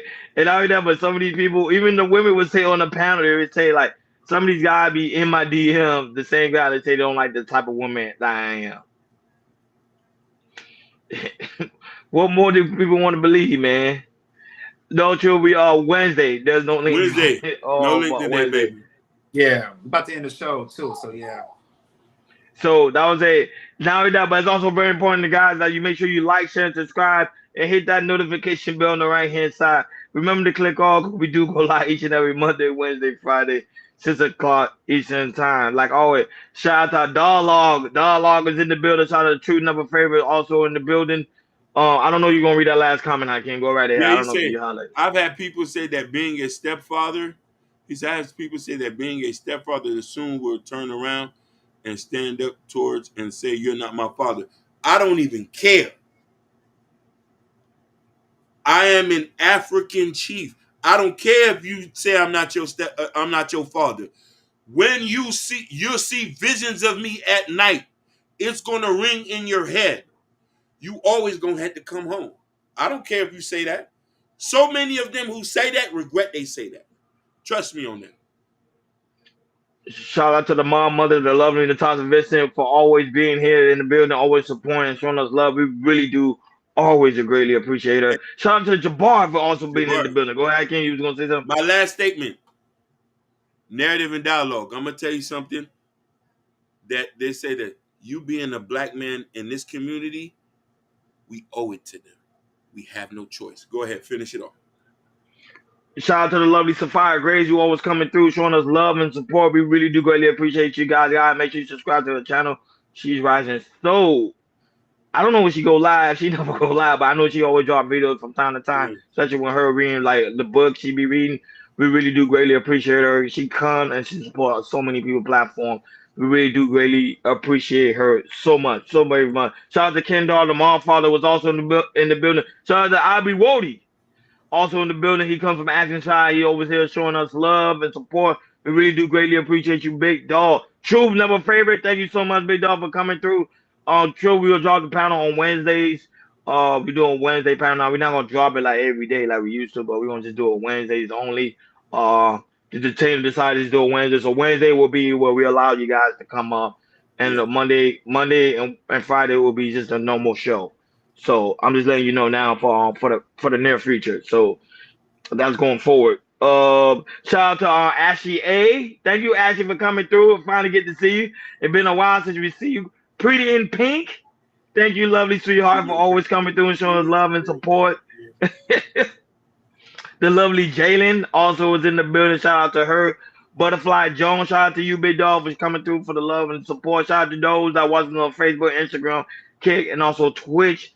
Thank you guys so much, guys. Make sure you follow. I'm talking about the people in the Kick, in the Twitch world. Make sure you guys follow so you will never miss live stream. Hakeem, do you ever find out how to save it? Because they say you can save it. I don't. Which on one? the Twitch Where? side. On the Twitch and Kick side. They say you can save it. I did save it. I did save it. Okay, so that's awesome. Okay, then that's perfect. Shout out to Chocolate Earth who came by too. Yeah, I was going there. I was going down the line. Shout out to Chocolate Herb. Shout out to Joe No Hurt Him. Thank you, my brother, for always supporting, showing love. Thank you so much, Big Dog. Shout out to Next Level, who also was in the building. J Hub. Shout out to you, Big Dog, for coming through with the love and support. Shout out to Sherry Bryan, Bobby Bryan, and you know her lovely son Sky and Gorilla Black. Of course, they wasn't here today because I know they're taking care of Sherry.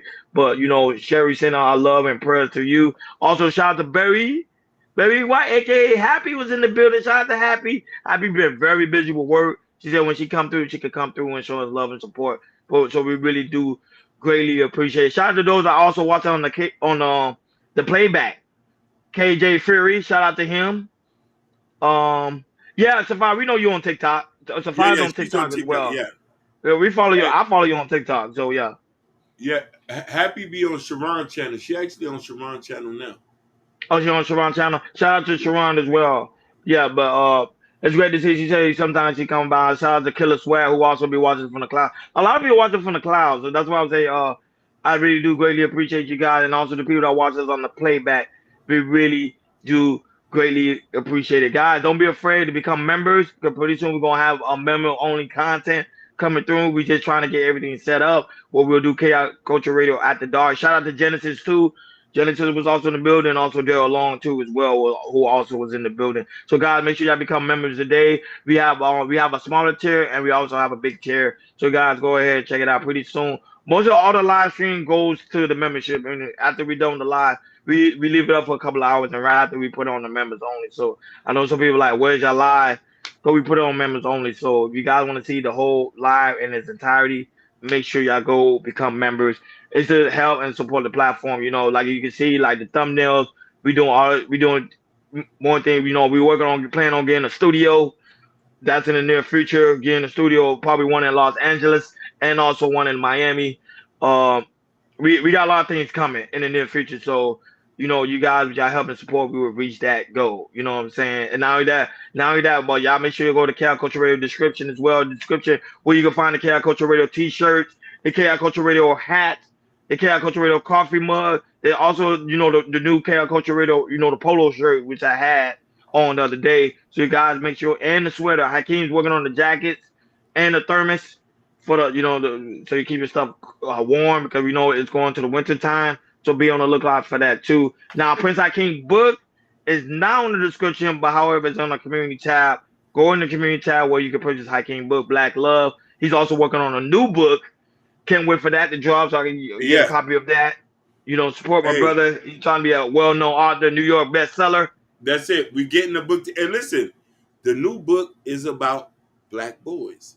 So we putting it together. And I'm gonna get it to the editor soon. I'm gonna get it to you. I'm trying to push it together. You know who you are. Anything's anything's possible. I keep telling people, the sky's the limit, man. Never give up on your dream. Yeah, we out here. I see that, Eli. I'm buying some things from you guys. Greatly appreciate it, big dog. Because everything goes. It don't really go in our pocket. It goes right back to the business. We don't pocket anything. We trying to be which is weird. Cause you know some people say, why you don't pocket the money? We don't pocket anything. We literally get right back. Literally right back. So you know what I'm saying? And not only that, guys, make sure you also subscribe to Ashton Williams. You know, the creator of the Shiesty Avenger. You know, he go live. I don't know if you go live tonight, but normally go live at 9:30 Eastern time, 8:30 Central time. Make sure y'all go over there and support the brother. Support everybody in the building, even next level. Support everybody. Let's all build our channel up. You know, we one family, one team. Let's just do it, man. That's the only way we could conquer YouTube, man. We all gotta support each other. I'm gonna email you guys. Yeah, the email's in the description. We automatically get it. It's the mediumbums@gmail.com. It should be all that should be in the description. So anything you need, narrate and dialogue is in the description. So we really do greatly appreciate it. And let's do some work together too. Dialogue too. If you want to come on a panel, you want to be a special guest, you could come on. Let us know. We could make something happen. But y'all guys, make sure you subscribe to Ashley. Let's get him to 1K. Truth, let's get him to 1K. Sapphire, let's get him to 1K subscribers. Let's all get there. Let's all just work together. You know what I'm saying? Shout out to Ruthless Truth, who also was in the building. Greatly appreciate you, big dog. I love your card, Ruthless. I saw it on your Instagram. Love the card. That card was nice. That was a nice. Shout out to Ruthless Truth. That was a nice ride. I like that.